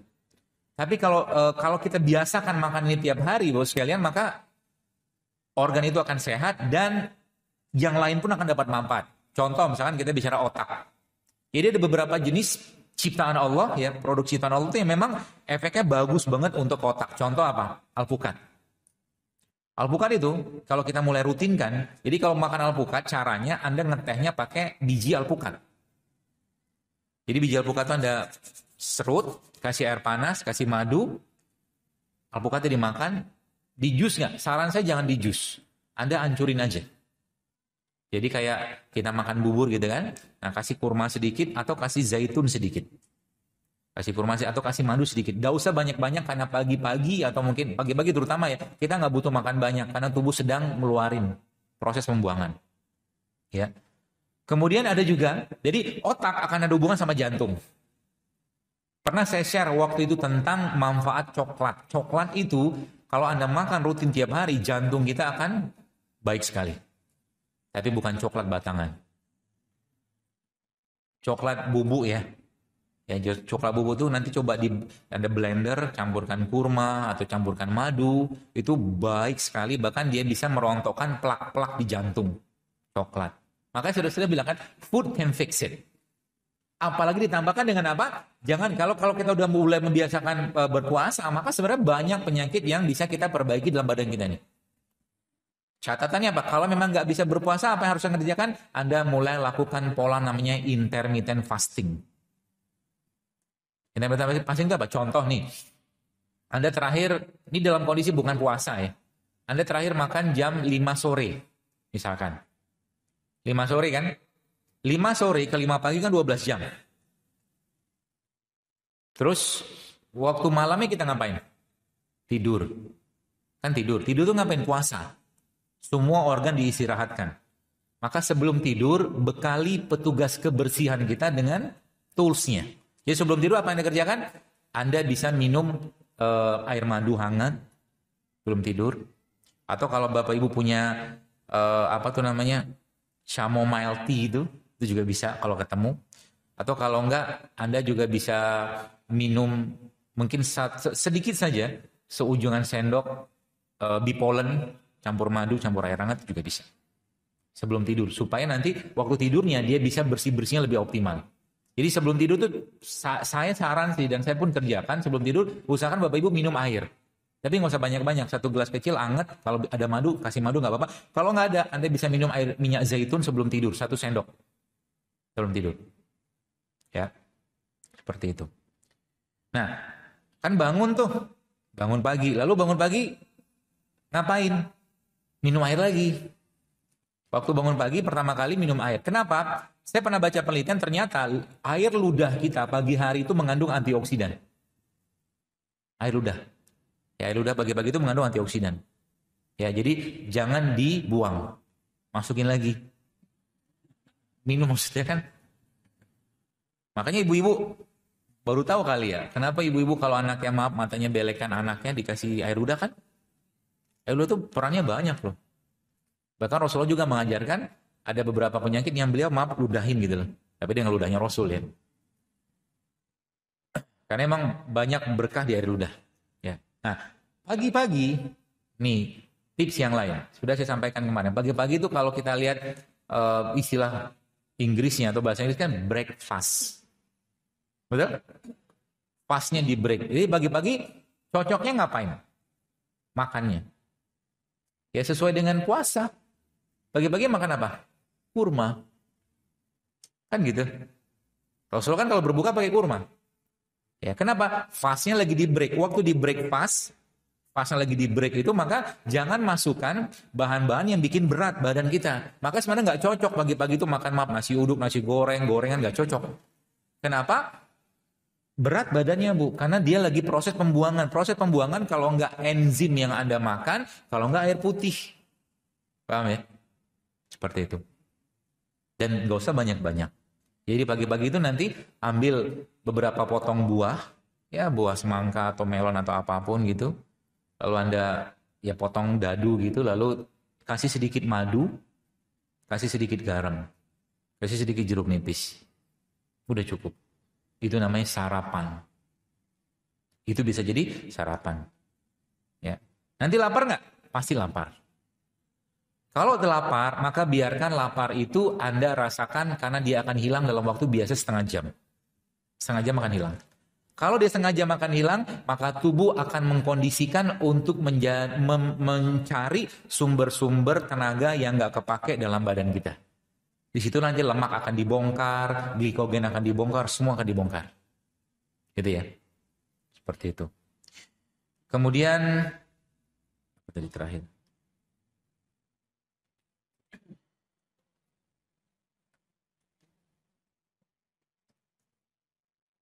Ya, jadi terakhir dari quality over quantity.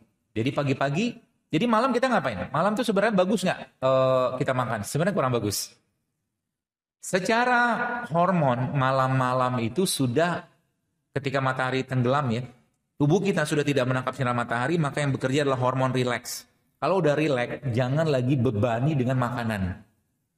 Jadi kalau Anda pengen badannya lebih sehat mulai sekarang, jangan makan waktu matahari sudah tenggelam. Gitu. Jadi pagi-pagi, supaya bisa bersiap untuk makan, maka apa yang Anda kerjakan pagi-pagi, bangun tidur, lihatlah matahari. Sebab ketika matahari ngelihat, maka otomatis kita punya hormon akan switching dari dari parasimpatik menjadi simpatik. Jadi akan berubah menjadi hormon yang sesuai untuk keadaan siang. Ya, maka pagi-pagi jangan tidur, nikmati matahari. Karena antara waktu subuh sampai waktu syuruk, itu waktu tertingginya kadar nitrik oksid atau kadar antioksidan yang ada pada udara. Jadi waktu subuh jangan tidur. Ya. Tidurnya kapan? Kalau capek, misalkan habis sholat malam, tidurnya habis duha. Baru tidur. Ya, syuruk itu mungkin kalau sekarang kan jam-jam 6-an lah ya. Jadi tunggu sebentar, jangan tidur waktu itu karena sayang banget itu waktu itu tidur, ya. Gitu ya, Bapak sekalian pola-polanya. Dan yang tidak kalah pentingnya sebenarnya adalah puasa itu sebenarnya, saya pernah baca dalam sebuah tulisan seorang dokter, ternyata dia bisa memperbaiki DNA. DNA seseorang itu bisa di recover back atau diperbaiki kalau orang itu puasa. Maka saya itu bisa, kalau saya boleh membayangkan gitu kan, kalau seandainya umat Islam ini rajin berpuasa atau makannya nggak banyak, harusnya kita menjadi umat yang paling kuat. Ya, jadi makan nggak banyak, makan seadanya gitu ya. Kalau sekarang kan justru malah berlebihan, harus kita akui kita berlebihan dalam urusan makanan. Ya, sehingga akhirnya fenomena kegemukan di mana-mana dan angka penyakitnya sudah tidak bisa dibohongin lagi. Ya. Kalau sekarang kita mau lihat Kenapa sekarang penyakit banyak? Karena kita tidak makan seperti makannya orang tua kita zaman dulu. Betul? Betul, Pak. Kita tidak makan seperti saya kemarin ketemu dengan siapa lagi saya lupa. Dia cerita itu orang tua beliau itu subhanallah sampai dari beliau dari umur dari kecil gitu kan, dari balik mungkin sampai umur 80 tahun itu benar-benar tidak pernah menyentuh sama sekali makanan-makanan kayak ya sosis, pizza, nugget gitu kan. Itu yang benar. Ya. Maka kembali ke makanan orang tua zaman dulu. Dan secara statistik memang itu menyehatkan. Ya. Itu menyehatkan. Orang tua kita zaman dulu karena minyak goreng susah, mereka bikinnya tempe bacem. Tempe dibacem kan? Gak digoreng kayak zaman sekarang. Sekarang dikit-dikit goreng. Semua digoreng pakai minyak sawit gitu kan. Seperti itu. Baik, sudah 10:30. Kurang lebih kayak begitu mungkin yang bisa disampaikan dan mudah-mudahan bisa memberikan inspirasi buat Anda semua. Dan kalau Anda sudah tahu hal-hal seperti ini, yuk ajak orang lain Pak Bu. Karena mungkin ada sebagian dari kita yang gara-gara penyakitnya atau mungkin masalah kesehatannya, dia nggak bisa mungkin bangun malam, mungkin kakinya sakit segala macam. Dengan pola-pola sederhana sebenarnya kayak begini tuh, mereka bisa terinspirasi dan mengikuti kita gitu loh. Ya, maka saya sering sampaikan yang teman-teman yang sudah mulai menggalakkan apa tuh infus gitu kan, air infus atau mungkin air nano kalau kita bilang itu ya mungkin coba ditunjukkan ke orang lain sebagai bentuk syiar dakwah kita gitu. Karena sekarang kondisi penyakit kita itu sudah menyedihkan sekali Pak Bu. Saya kemarin, istri saya sempat dirawat di rumah sakit kemarin, dan ketemu dengan dokter penyakit dalamnya itu, subhanallah, sedih banget dengar informasi dari beliau. Jadi jamaah-jamaah haji itu yang sudah nunggu sekian tahun gitu kan, tiba-tiba diperiksa kesehatan ternyata gagal ginjal, nggak boleh berangkat. Gitu loh. Gara-gara apa? Gara-gara nggak jaga makanan. Gitu loh. Sayang banget, ada yang ngantri, ada yang sampai beberapa tempat tuh kan antri haji sampai 20 tahun gitu. Tiba-tiba medical check up, nggak boleh berangkat. Dan dia, si dokter penyakit dalam cerita ke istri saya dengarkan dari beliau, dia bilang katanya itu banyak yang kayak begitu gitu loh. Dan mereka nggak sadar, tiap hari gimana nggak mau gagal ginjal, tiap hari apa coba dia makan? Teh, kopi gitu kan. Minum air putih jarang, makan buah jarang, makan sayur jarang. Seperti itu terus dia, ya sudahlah bersiaplah untuk seperti itu gitu loh. Ya. Jadi masa depan kesehatan kita itu memang ditentukan dari apa yang kita makan saat ini. Di Twitter saya pernah tulis 10 tahun yang lalu bahwa Indonesia ini saya bilang kemungkinan besar akan berlimpah ruah kasus autoimun dengan pola makan kayak begini. Ternyata sekarang benar. Dan nggak berubah juga gitu kan. Jadi bagi Anda terutama ibu-ibu di rumah mulai sekarang perbaiki lemari makan Anda. Kalau punya lemari makan gitu kan, dalam artian Anda masukkan makanan-makanan kering silakan. Kulkas juga, jangan banyak isi kulkas. Kulkas tuh paling baik kalau apa? Kalau kosong. Gak ada makanan frozen kan? Anda masak ikan, pergi ke pasar, beli ikan kan gitu kan? Semua di frozen. Boleh nggak? Kalau darurat sih silakan. Tapi kalau nggak, udah jalanlah kaki ke pasar itu. Kalau bisa. Ya. Biar bulat-bulatnya itu hilang gitu loh. Ya. Mukanya bulat, badannya bulat gitu kan, nggak mau jalan. Baik, saya kira mungkin itu buat sekalian dan kalau ada yang mau tanya silakan. Ada yang mau nyobain ini? Ada gelasnya nggak? Ya itu ambillah. Saya mau.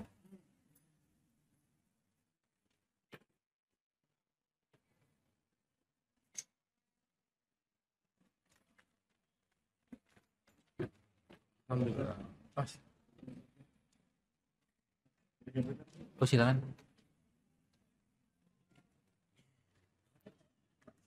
Baik, saya bacakan pertanyaan ya biar mungkin dapat banyak informasi lagi. Baik, untuk susu ibu hamil apakah baik atau lebih baik diganti dengan bahan lain?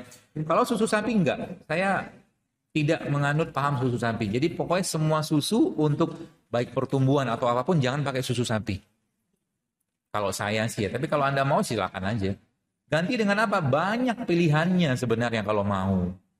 Susu kambing bisa, enak. Beritahu teman ya. Enak banget ya Pak. Mau nambah ya Pak?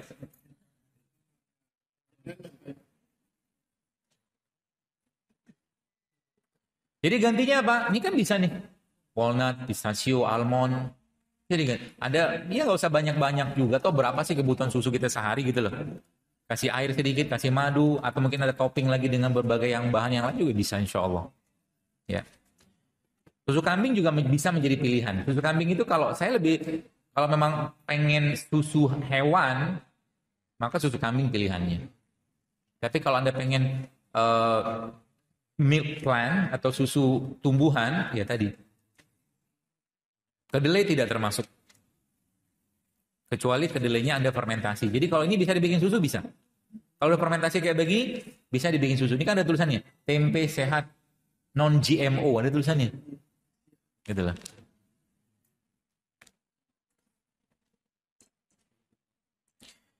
Assalamualaikum warahmatullahi wabarakatuh. Saya mau tanya, nenek saya kena hipertensi dan diabetes. Juga apa ini? Jantung. Apa herbalnya? Tadi kan sudah disampaikan. Lidah buaya itu kasih makan beliau. Lidah buaya itu bisa untuk DM, diabetes juga, kasih rumput laut. Jadi benerin piring beliau dulu. Jadi jangan fokus ke penyakitnya. Benerin piringnya. Ya. Jadi banyak sebenarnya kalau untuk katanya saya bilang hipertensi misalkan beliau bisa minum air kelapa, maka minum aja air kelapa. Ya, juga bisa untuk hipertensi. Bolehkah meminum air nano sebelum tidur? Boleh. Air nano yang baik sebelum tidur apa? Kalau saran saya, kalau ibu-ibu, bahwasanya teman-teman sekalian tetap pengen minum itu sebelum tidur, maka cari yang rendah kalori.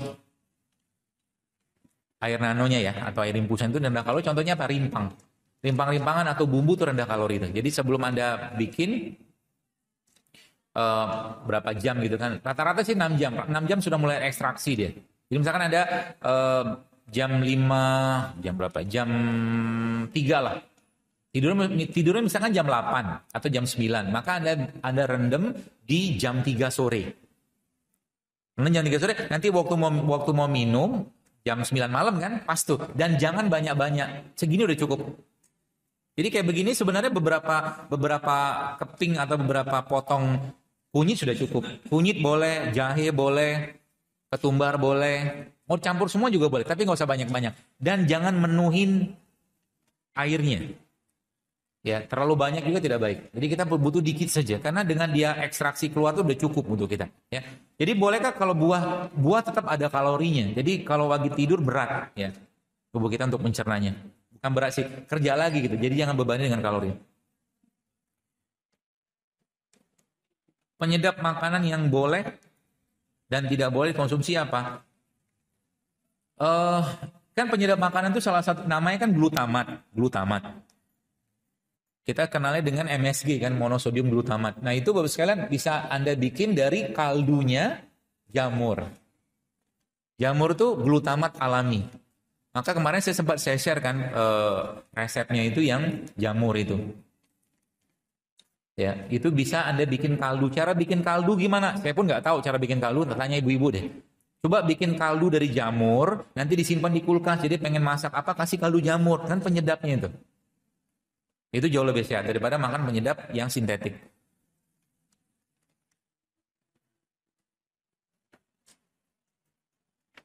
Ayah saya awalnya vertigo, pengaruh bagian telinga dalam. Sampai sekarang beliau susah untuk tidur tiap malam, sangat susah terpejam. Solusinya apa? Dibekam. Area kepala dan daerah belakang coba dibekam. Leher, semua dibekam. Sama dipijit. Ya, itu insya Allah sih sepengalaman saya bisa membantu. Ya, orang-orang yang vertigo. Dan salah satu yang disarankan untuk orang-orang yang seperti itu adalah coba dia mulai biasakan untuk makan atau minum rimpang-rimpangan. Termasuk garam juga saran saya diminum. Ya. Dalam jumlah yang tidak banyak, ya garam ini ya, bukan garam dapur. Ya. Apakah bisa dengan memperbaiki pola makan menyembuhkan stroke menaun? Nggak bisa, Allah yang menyembuhkan. Ya, jadi konteksnya adalah gini Pak Bu, kita harus tahu juga, misalkan ada seorang bapak-bapak, jadi gini, kan sudah saya bilang tadi, true health itu bukan nggak ada penyakit, tapi the presence of vitality. Jadi kita orang stroke, maaf umurnya udah 70 tahun, ya stroke 70 tahun itu berat Pak Bu. Tapi tiba-tiba Anda misalkan susu tadi, kalau susu tadi itu ya, susu almond, walnut gitu tuh, dan susu kacang-kacang, itu kalau Anda kasih sama orang stroke, itu efeknya luar biasa loh tuh. Bagusnya luar biasa. Ya, termasuk juga alpukat, ya, alpukat tadi juga bagus. Kemudian coklat juga kasih. Jadi orang-orang tua itu coba yang stroke gitu kan, coba kasih coklat. Baik, bagus. Ya, tapi coklat yang Anda bikin sendiri gitu kan, bukan susu coklat, tapi ya coklat gitu kan, dikasih air panas, kasih kurma, kasih madu, kasih garam sedikit. Itu bisa membantu, bisa membantu. Ya, termasuk juga stroke ini adalah kalau saya saran saya pribadi dari pengalaman saya, stroke ini bisa dibantu dengan, kalau di rumah sakit kan fisioterapi. Sebenarnya yang tidak kalah penting itu stroke ini harus dibantu dengan pijetan. Akupressure atau apapun harus dibantu dengan, sebab apa? Kalau dia nggak gerak, ya orang-orang stroke itu kan lama-lama kecil. Ya, lama-lama mengecil itunya, bagian tubuhnya.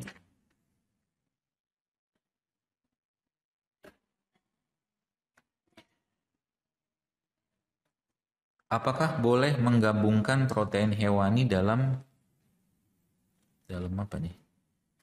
Tidak tahu nih pertanyaannya. Dalam kunyahan. Anak saya diagnosanya lipoma. Lipoma itu kan tumor lemak ya. Lemaknya muncul dari mana? Dari makanan.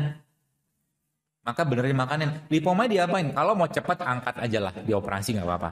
Tapi kalau dia recurrent balik-balik lagi, maka coba cek yang dimakan apa nih anaknya itu. Jadi kan dia tumor lemak itu yang muncul di bagian kulit gitu kan, itu lipoma kayak begitu. Maka itu bisa dicegah dengan cara apa? Ya mulai banyakin sayur, kurangi gula, kurangi protein hewan, ya seperti itu. Insya Allah bisa hilang. Tapi kalau mau cepat, operasi aja.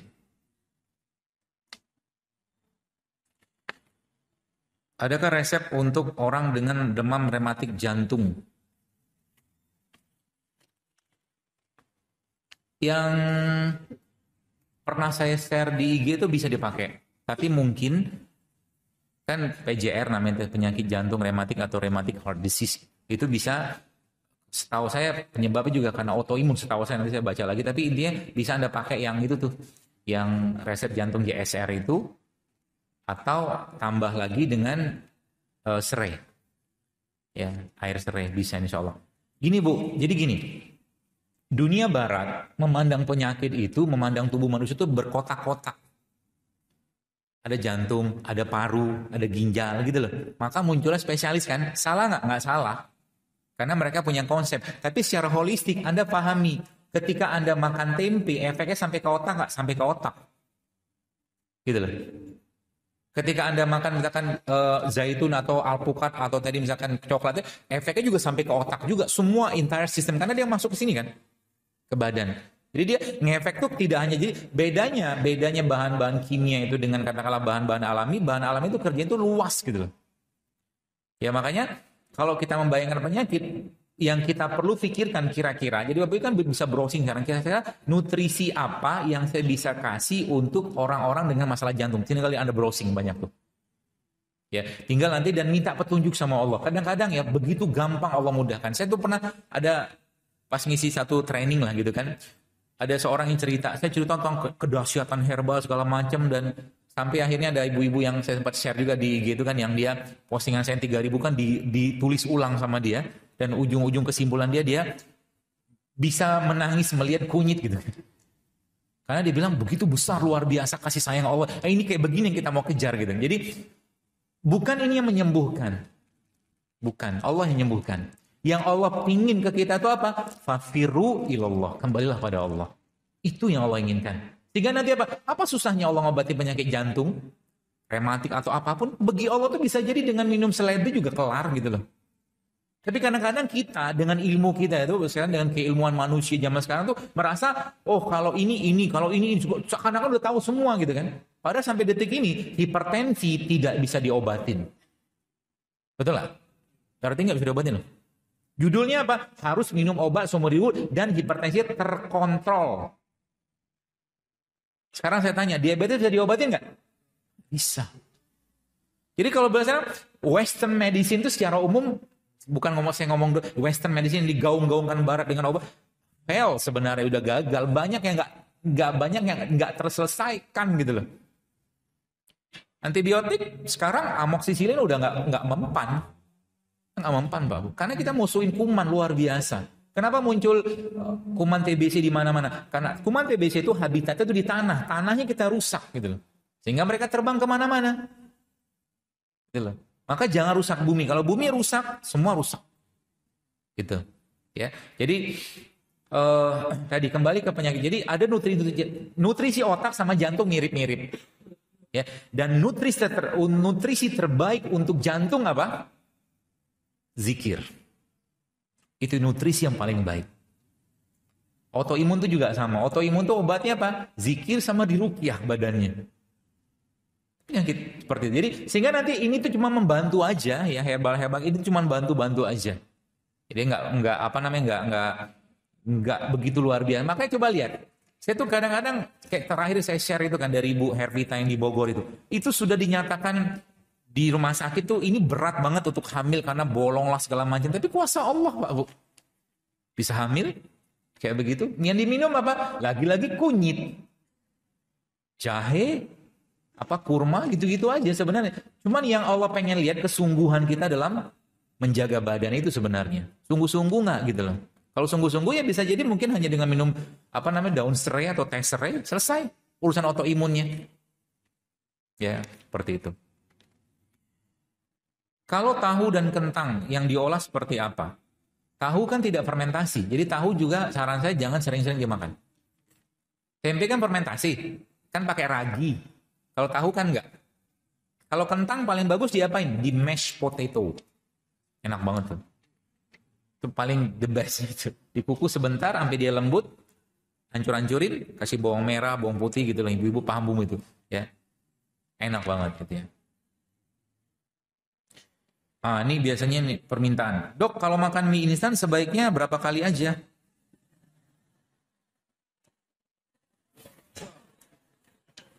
Yakin mau? Baik, saya kasih tahu sedikit biar Bapak Ibu lebih waspada. Anda pernah nggak ketemu anak atau siapapun tiba-tiba gara-gara makan benda atau barang sedikit saja muncul alergi gatal-gatal sesak nafas? Anda tidak akan pernah tahu dari bahan kimia mana dan berapa banyak itu bisa menyebabkan badan kita masalah. Apalagi kalau badannya sudah clean. Nah kalau saya boleh nggak makan begini? Coba cari yang less kimianya gitu. Kalau udah mie instan saran saya sih jangan. Kalau Anda lagi misalkan lagi ada bencana alam gitu kan, ya tolong jangan kirim bencana lagi gitu loh.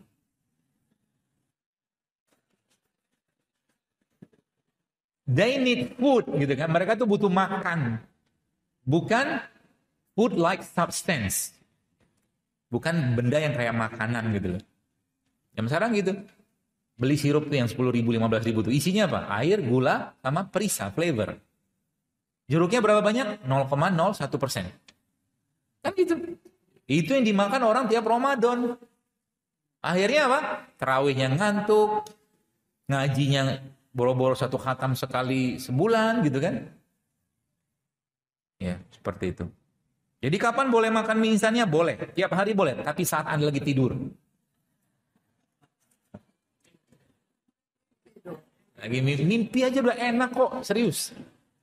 Mimpi saja gitu kan. Ya Allah enak banget. Nanti kalau udah masuk surga, saya nggak tahu di surga nanti ada mie instan apa nggak tahu. Tapi saya feeling saya nggak ada deh. Karena di sana makannya sehat-sehat semua kan. Ada jahe, ada kurma, ada anggur, ada susu gitu kan, ada khamar yang tidak memabukkan. Entahlah kalau ada cireng. Surga wallahu alam. Makanya saya sering bilang, supaya di surga nanti nggak kaget mulai sekarang, makanlah makanan penghuni surga. Kan di Quran itu banyak sebutin. Delima, anggur, kan gitu kan. Jadi nanti ketika kita di surga makan gitu kan nggak bingung gitu loh. Judulnya kan kita kan manusia surga. Nenek moyang kita kan Nabi Adam alaihissalam kan manusia surga. Ya, gitulah. Kalau buah yang sudah dibekuin untuk di jus itu baik atau enggak? Kalau dibandingkan dengan fresh buah enggak baik. Kecuali Anda pengen bikin smoothie yang dingin. Tapi kalau smoothie yang dingin saran saya mendingan ambil buah yang fresh kasih es. Kan jadi juga. Gitu loh. Tapi ini bukan baik dia tetap lebih baik ya, maksudnya dibandingkan dengan kita makan makanan kemasan tetap lebih. Tapi saran saya sih lebih baik yang fresh, lebih baik yang fresh.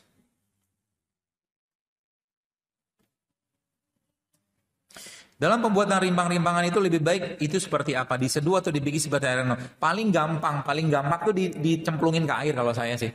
Yang saya dapatkan dari guru saya. Karena kalau dalam air maka otomatis kita makan seluruhnya.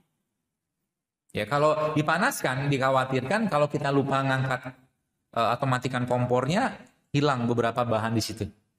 Ya, panasnya begitu. Jadi kayak kunyit-kunyit itu nggak boleh lama-lama juga. Jahe juga nggak boleh lama-lama. Saya lupa detailnya, tapi maka saya bilang daripada ribet, mendingan cemplungin aja ke air. Terekstraksi sempurna dia. Manfaatnya sama nggak? More or less lah, kurang lebih sama. Ya. Cuma mungkin secara kehangatan mungkin akan beda. Berarti kalau kita bikin infus water tuh dipanasin sebentar, boleh nggak? Boleh, nggak masalah. Tapi jangan mendidih. Ya. Ya. Atau mungkin Anda campurkan sedikit dengan air hangat, nggak masalah juga. Banyak nggak Bapak Ibu yang sudah mendapatkan manfaat dari air nano itu? Banyak kan? Banyak keluhan Anda hilang nggak? Bapak-bapak nggak ngerjain kayaknya nih. Ada jawaban. Karena nggak disiapin sama istrinya. Kalau punya istri.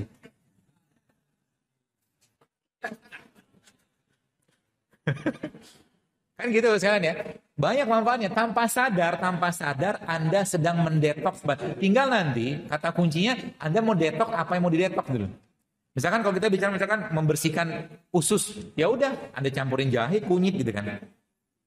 Kalau ginjal misalkan kayu manis, ini bisa. Atau akar alang-alang dicemplungin juga bisa. Seperti itu, ya nggak masalah.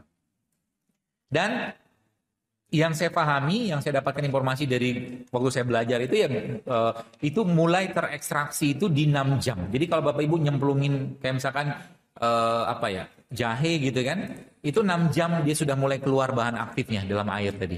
6 jam.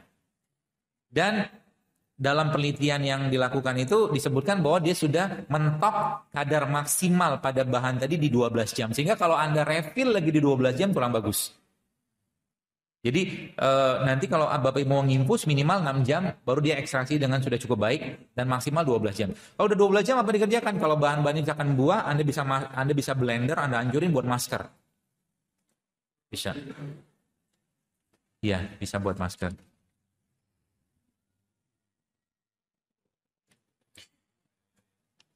Bisa dijelaskan kembali tentang promil karena di Instagram masih kurang mengerti. Perasaan sudah detail banget deh yang di promil JSR 1234 itu.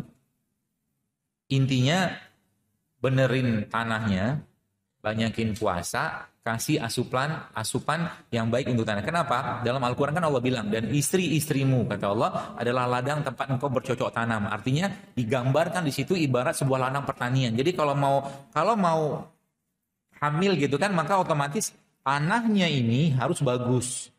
Bibitnya, spermanya harus bagus. Yang nanam itu pun harus dalam kondisi gembira. Makanya waktu berhubungan suami istri harus happy. Kalau punya istri atau suami. Gitu. Jadi, dan sehingga Allah memberikan kepada kita, Rasulullah juga menganjurkan kepada kita, memberikan petunjuk kepada kita, ada waktu-waktu tertentu yang sangat baik untuk berhubungan suami istri. Malam, atau habis subuh waktu Jumat, hari Jumat, itu waktu-waktu terbaik. Atau siang saat jantung lagi rileks, itu berhubunganlah suami istri.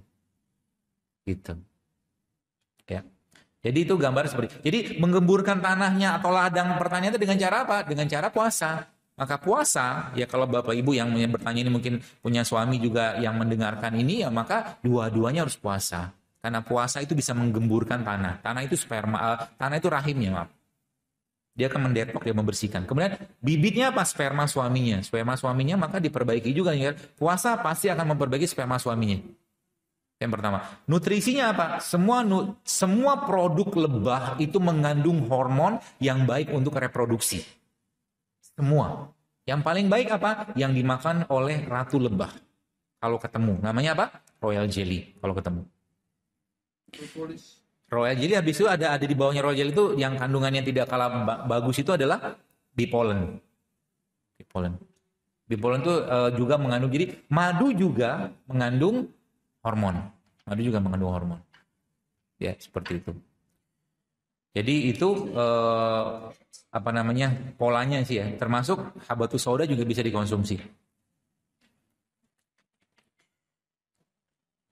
Tumor payudara, makanan apa yang harus dihindari?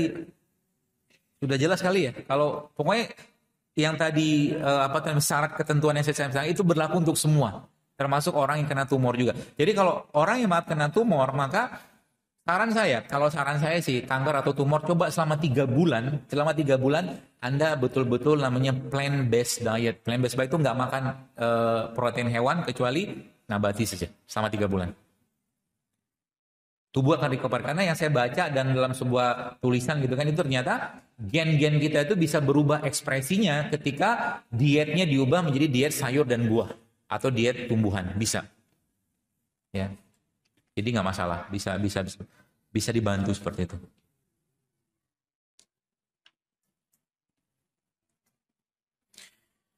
Waktu itu saya pernah jelaskan tentang detox menggunakan habatus sauda. Apakah 1 liter diminum 1 hari atau 1 liter diminum 3 hari? Seingat saya 1 liter diminum 1 hari ya. Jadi diminum 3 kali, sekali minum 330 mili. Ya nanti coba dilihat lagi. Sudah ada yang nulis kok tentang ini. Kayaknya si Mbak Tuti apa dia tulis tentang. Seingat saya 1 liter, saya juga lupa. Nanti saya buka catatan lagi deh, biar nggak keliru. Makanan yang sehat untuk ibu yang sedang menyusui apa? Tadi itu susu kacang itu juga bisa. Protein. Tempe ini sehat luar biasa. Harusnya kalau Korea diakui dunia makanan tersehat mereka yaitu kimchi, harusnya juga kita diakuin sebagai makanan tersehat di dunia. Cuman sayangnya ini nggak dapat nominasi, yang dapat nominasi rendang. Rendang kan sama CNN dibilang sama makanan terenak di dunia kan? Coba deh lihat itunya. Seperti itu. Jadi protein, karbohidrat yang sehat-sehat saya kira mungkin makan aja. Ya kalau ibu masih menyusui maka pola-pola ini tidak untuk ibu menyusui, ibu hamil tidak. Jangan dipakai. Karena itu nutrisinya beda. Bagaimana caranya menambah berat badan namun tetap sehat? Ya kalau Anda jalan bawa ransel yang ada batu. Enggak lah. Makan protein Bu Pak. Jadi kalau mau nambah berat badan ya berarti protein sama karbonya Anda naikin. Protein sama karbonya Anda naikin. Dan Anda perlu exercise untuk membentuk otot. Exercise dengan cara apa? Ya gampang lah. Ya kayak ibu mau squat gitu-gitu. Banyak kok sekarang. Ada di Apple Store atau Play Store gitu kan juga ada namanya 7 days workout gitu kan. Coba nanti ibu-ibu coba, saya sih kasih challenge sih kalau Anda mau ya. Bapak-bapak juga nih, tiap sholat Anda push up. Yang kuat 5, yang kuat lebih 10. Tiap sholat, nanti badan akan kebentuk banget. Ya. Tiap mau sholat 5 wajib aja dah. Jadi sehari kalau kita push up 10 kali, 10 gitu kan, maka sehari bisa 50 kali. Nanti badannya akan kebentuk sendiri. Atau habis sholat misalkan cari tempat yang kosong gitu kan, nanti Anda latihan ngeplank. Plank itu begini tuh. Lihat aja di browsing aja kayak apa gerakannya. Latihan dari setengah menit sampai 1 menit sampai 2 menit. Itu cukup baik untuk membentuk otot. Jadi nanti badan kita akan sterek, dan sterek itu maksudnya perempuan tetap akan seperti perempuannya, laki-laki memang akan seperti laki-laki gitu loh. Jangan khawatir. Ya. Karena kita nggak pakai hormon gitu. Nggak masalah. Nanti kan ketahuan itu. Biasanya yang push up-nya susah, dia menanggung banyak beban di bagian tengah. Jadi kalau udah enak, enteng banget, pleng gitu loh push up-nya. Sampai kapan? Kalau saya biasa sih, kalau saya biasa ngerjain, sampai Anda nyeri. Kenapa orang binaraga bisa besar badannya? Ada namanya istilah orang yang gym itu kan, karena ada istilah itu progressive overload. Jadi kalau dia sudah 30 kilo naikin 35. Tanya sama ahlinya gitu kan. Supaya apa? Supaya dapat nyeri. Kalau nyeri muncul maka growth hormonnya keluar. Ya, hormon itu akan muncul kalau ada stimulus, which is itu nyeri. Sebenarnya Sholat itu juga seperti itu. Jadi kalau Bapak Ibu mengerjakan sholat dengan baik dan benar, maka sholat itu adalah gerakan stretching dan relax yang paling luar biasa. Asal kita ngikutin bagaimana sholatnya Nabi. Ya. Apa takbiratul ihramnya, bersedekapnya, rukunya, sujudnya, itu merelaksasikan semua, atau mungkin narik, dia manjangin, narik, manjangin, stretching, relax. Gitu-gitu gerakannya sholat itu. Kalau dikerjakan dengan baik. Ya, nanti kapan-kapan coba sholat sampai keringetan. Tapi kita ngerjain sholat bukan untuk olahraga ya, sholat itu mah ibadah gitu kan. Jangan dipelintir. Apakah kebiasaan atau pola-pola ini bisa diterapkan untuk anak-anak di bawah 10 tahun? Tidak. Tidak. Tapi tetap kata sehatnya tetap Anda pegang. Jadi misalkan pagi-pagi bos sekalian Anda anak-anak dia mau sekolah gitu kan, apalagi dengan dalam masa pertumbuhan Anda tetap butuh kasih dia protein atau mungkin karbohidrat segala macam. Beda sama kita. Jadi anak-anak perlu ketika kita kasih sarapan tetap perlu kalau mereka. Kita aja yang sudah banyak makan ini yang perlu dikurangi. Kalau mereka sih kondisinya masih relatif, cuman kalau buat mereka Anda harus atur. Jadi pagi-pagi misalnya gini, Anda bikinlah misalkan bubur alpukat gitu kan, kasih kurma atau kasih almond atau kasih chia seed misalkan gitu kan. Itu jauh lebih sehat untuk anak daripada Anda kasih dia nasi sama nugget. Paham ya? Jadi kata-kata sehatnya tetap Anda perhatikan di sana. Ya. Kalau anak-anak tidak mengikuti ala-ala kita. Saya usia 55 tahun tapi berat badan saya 42 kg, sama seperti waktu gadis. Padahal saya sudah dua kali melahirkan. Tipsnya apa? Sudah tadi ya. Banyakin protein, banyakin karbo. Ya, naikin bukan, dinaikin karbo sama protein. Dan Anda mulai latihan beban. Apakah pasien dengan riwayat batu saluran kemih boleh makan kacang almond? Setahu saya sih nggak masalah. Ya. Karena dia juga serat. Kacang almond itu juga serat dan tidak ada masalah dengan riwayat batu, karena justru kacang-kacangan itu kayak almond, pistachio, walnut, dia punya lemak yang beda sama lemak seperti yang ada pada minyak kelapa sawit. Beda. Lemaknya dia sangat baik justru malah untuk jantung, buat pembuluh darah. Jadi nggak masalah, makan aja. Benarkah timun bisa menurunkan tensi dengan cepat? Iya, sama kayak seledri. Ya, seledri juga sama, cepat sekali. Jadi bagi Anda yang infus pakai timun, jangan banyak-banyak timunnya, terutama dengan Anda yang hipotensi. Makanya tadi kan saya sudah bilang, kasih penyeimbangnya. Apa tadi penyeimbangnya? Jahe. Timpang. Atau tambahkan sedikit, masukin di situ garam. Garam juga boleh. Nanti dikocok-kocok gitu kan, boleh juga.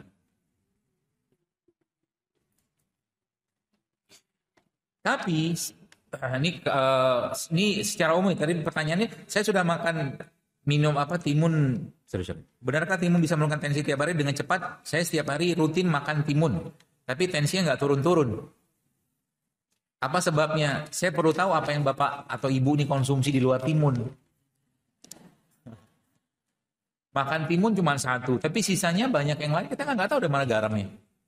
Ya, aktivitas Anda juga saya nggak tahu. Dan katakanlah kecukupan atau asupan mineral saya juga nggak tahu. Jadi belum tahu saya. Tapi kalau mau nyoba, mungkin bisa ditambahkan dengan jus seledri. Jus seledri juga bisa menurunkan tensi. Cepat. Dan yang paling cepat lagi adalah air kelapa. Air kelapa itu kalau rutin 1 hari sekali aja minum air kelapa, insya Allah bisa turun tensinya.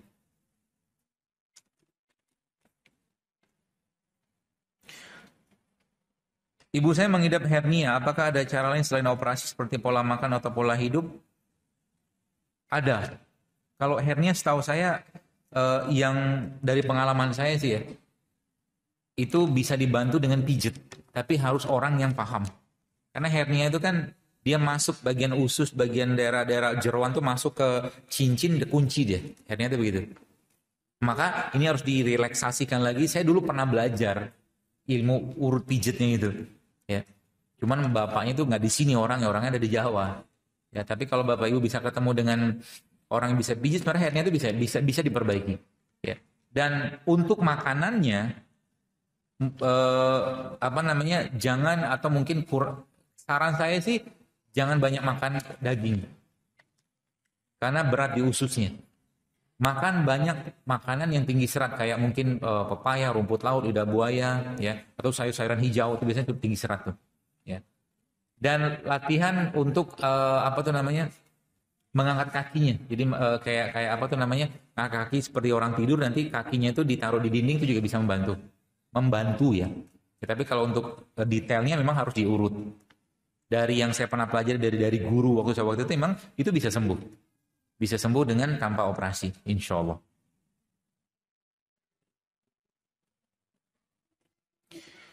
Mau minta resep untuk penyempitan jantung. Tadi ya, yang resep jantung JSR itu bisa dipakai. Isinya apa ya? Kalian tahu nggak? Cuka kan? Bawang putih, madu, apel. Ya, ada 4 isinya. Itu semuanya apa tuh namanya? Vasodilator. Vasodilator tuh dia membuka pembuluh darah lebih lebar. Jadi Anda yang nggak sakit pun minum itu bagus. Ya. Terutama yang badannya masih banyak timbunan lemak itu bisa bagus minum itu. Ya, karena bawang putih, cuka, apel sama ada madu di situ itu peranan dia memang merontokkan plak. Saya dulu pernah kasih resep itu ke orang yang mau operasi jantung, tapi masih belum darurat banget. Masya Allah akhirnya dia bisa recover dan badannya jauh lebih fit setelah itu. Ya, bisa pakai itu.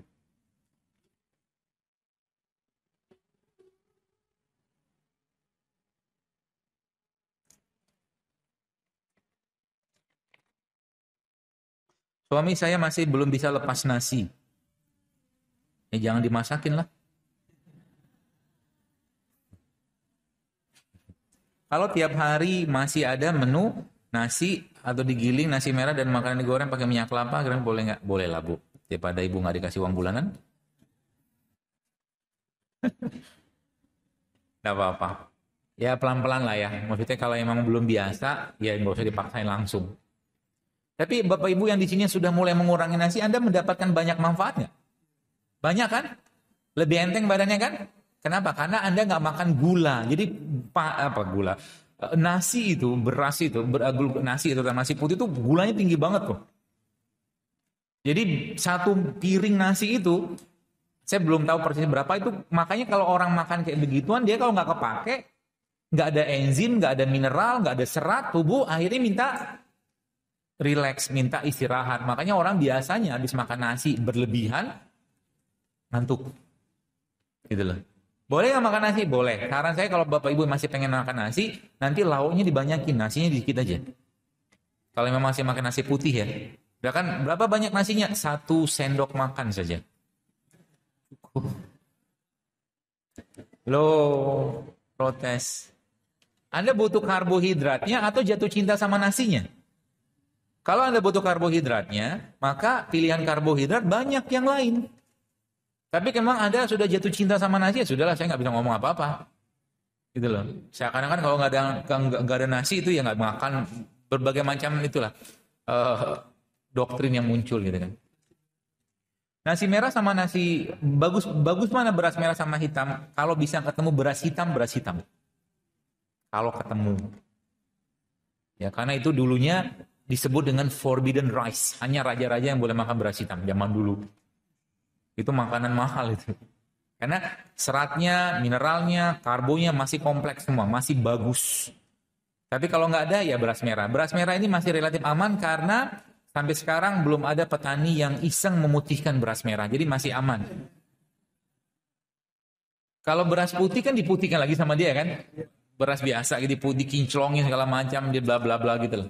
Kalau beras merah mereka masih nggak terlalu lama. Makanya kalau kita mulai beralih ke beras merah, maka insya Allah manfaatnya banyak banget. Termasuk beras merah ini, sekalian kalau Anda blender sama air kelapa, ditambah dengan kedelai, itu bisa membantu meningkatkan atau menaikkan trombosit cepat banget. Ada risetnya? Ada. Ya, bukan angka beras merah. Beras merah kemudian ditambah dengan air kelapa, ditambah dengan kedelai.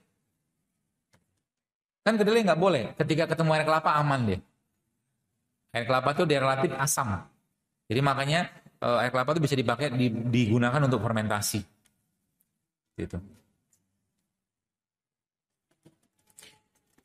Apakah ada menu JSR yang tidak dianjurkan untuk ibu hamil dan menyusui? Karena sejak saya membatasi makanan dan mengkonsumsi air ultimate yang ada jahenya, kualitas ASI saya jadi berkurang. Eh, ada beberapa yang saya sarankan Anda tetap konsumsi ya, kayak tadi susu tadi itu. Susu saya pernah share ada namanya di hashtag seingat saya booster ASI JSR seingat saya. Itu berlimpah Bu kalau Anda makan itu. Dan udah banyak teman-teman ibu-ibu juga yang nulis tentang booster ASI itu. Banyak banget pilihannya. Kacang-kacangan termasuk salah satunya ya, kacang-kacangan. Kacang-kacangan, kurma, habatus sauda, ya, itu semua booster ASI, ya. Jadi bisa Anda makan atau bisa Anda praktekkan itu. Oh, di jam 11 ya. Makanan pengganti ASI standar bergizi untuk anak 9 bulan apa ya, Dok? Apa betul 4 bintang? Protein hewan, nabati, karbo, sayur sesuai dengan zaman Rasulullah? Yang saya pernah diskusikan atau pernah saya share itu yang paling baik memang bukan paling baik sih, yang beberapa teman-teman saya telaah gitu kan, yang saya pernah share diet Abasa itu loh. Diet Abasa. Blue Zone yang tadi, yang orang-orang tadi itu ternyata mereka juga menggunakan konsep itu. Jadi mereka menggunakan sayur buah, biji-bijian, jadi protein hewannya itu cuman 1/6. Hanya 1/6. Sisanya nabati. Yang nabati. Itu jauh lebih baik. Jadi bagaimana detailnya di zaman Nabi? Ya detailnya kita nggak tahu karena Nabi juga jarang makan. Rasul kan lebih sering puasa daripada makan. Ya. Tapi ada beberapa yang saya baca dalam beberapa buku-buku tentang makanan Quran atau makan Tibun Nabawi yang Ibnu Qayyim al-Jauziyah itu memang ada disebutkan tapi nggak secara detail karena ini relatif bukan hal-hal yang berhubungan dengan ibadah gitu. Jadi kita bisa mengkondisikan dengan zaman. Ya. Dokter gizi menyampaikan makanan pengganti ASI terfortifikasi dengan merek tertentu itu aman dan gizinya lebih lengkap daripada MPASI. Kalau saya Bu, lebih baik Anda bikin sendiri kalau saya. Daripada makanan yang kemasan. Udah kemasan, coba lihat. Ibu-ibu ya, coba Anda lihat makanan pengganti ASI itu ada bahan sintetiknya nggak? Pasti ada. Pasti ada. Pengawet pasti ada. Kenapa nggak bikin sih di rumah gitu? Apa susahnya bikin? Ya. Kalau mau bikin misalkan bubur, kan bisa bikin sendiri di rumah.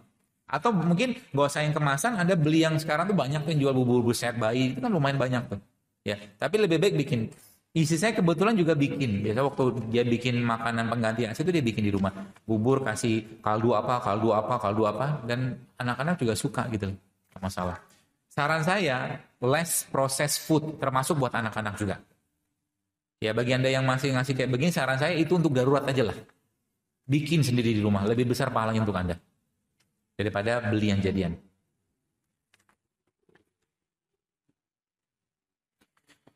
Terakhir ya, udah jam 11. Bagaimana menu yang harus dimakan agar berat badan naik karena baru sembuh dari sakit? Protein, banyaknya protein.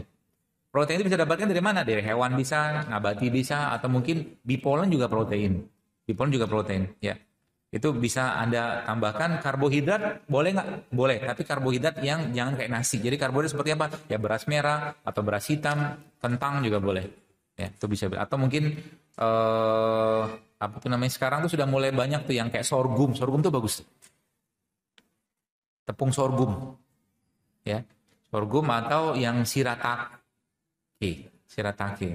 Saya pernah nyobain kemarin di rumah. Enak.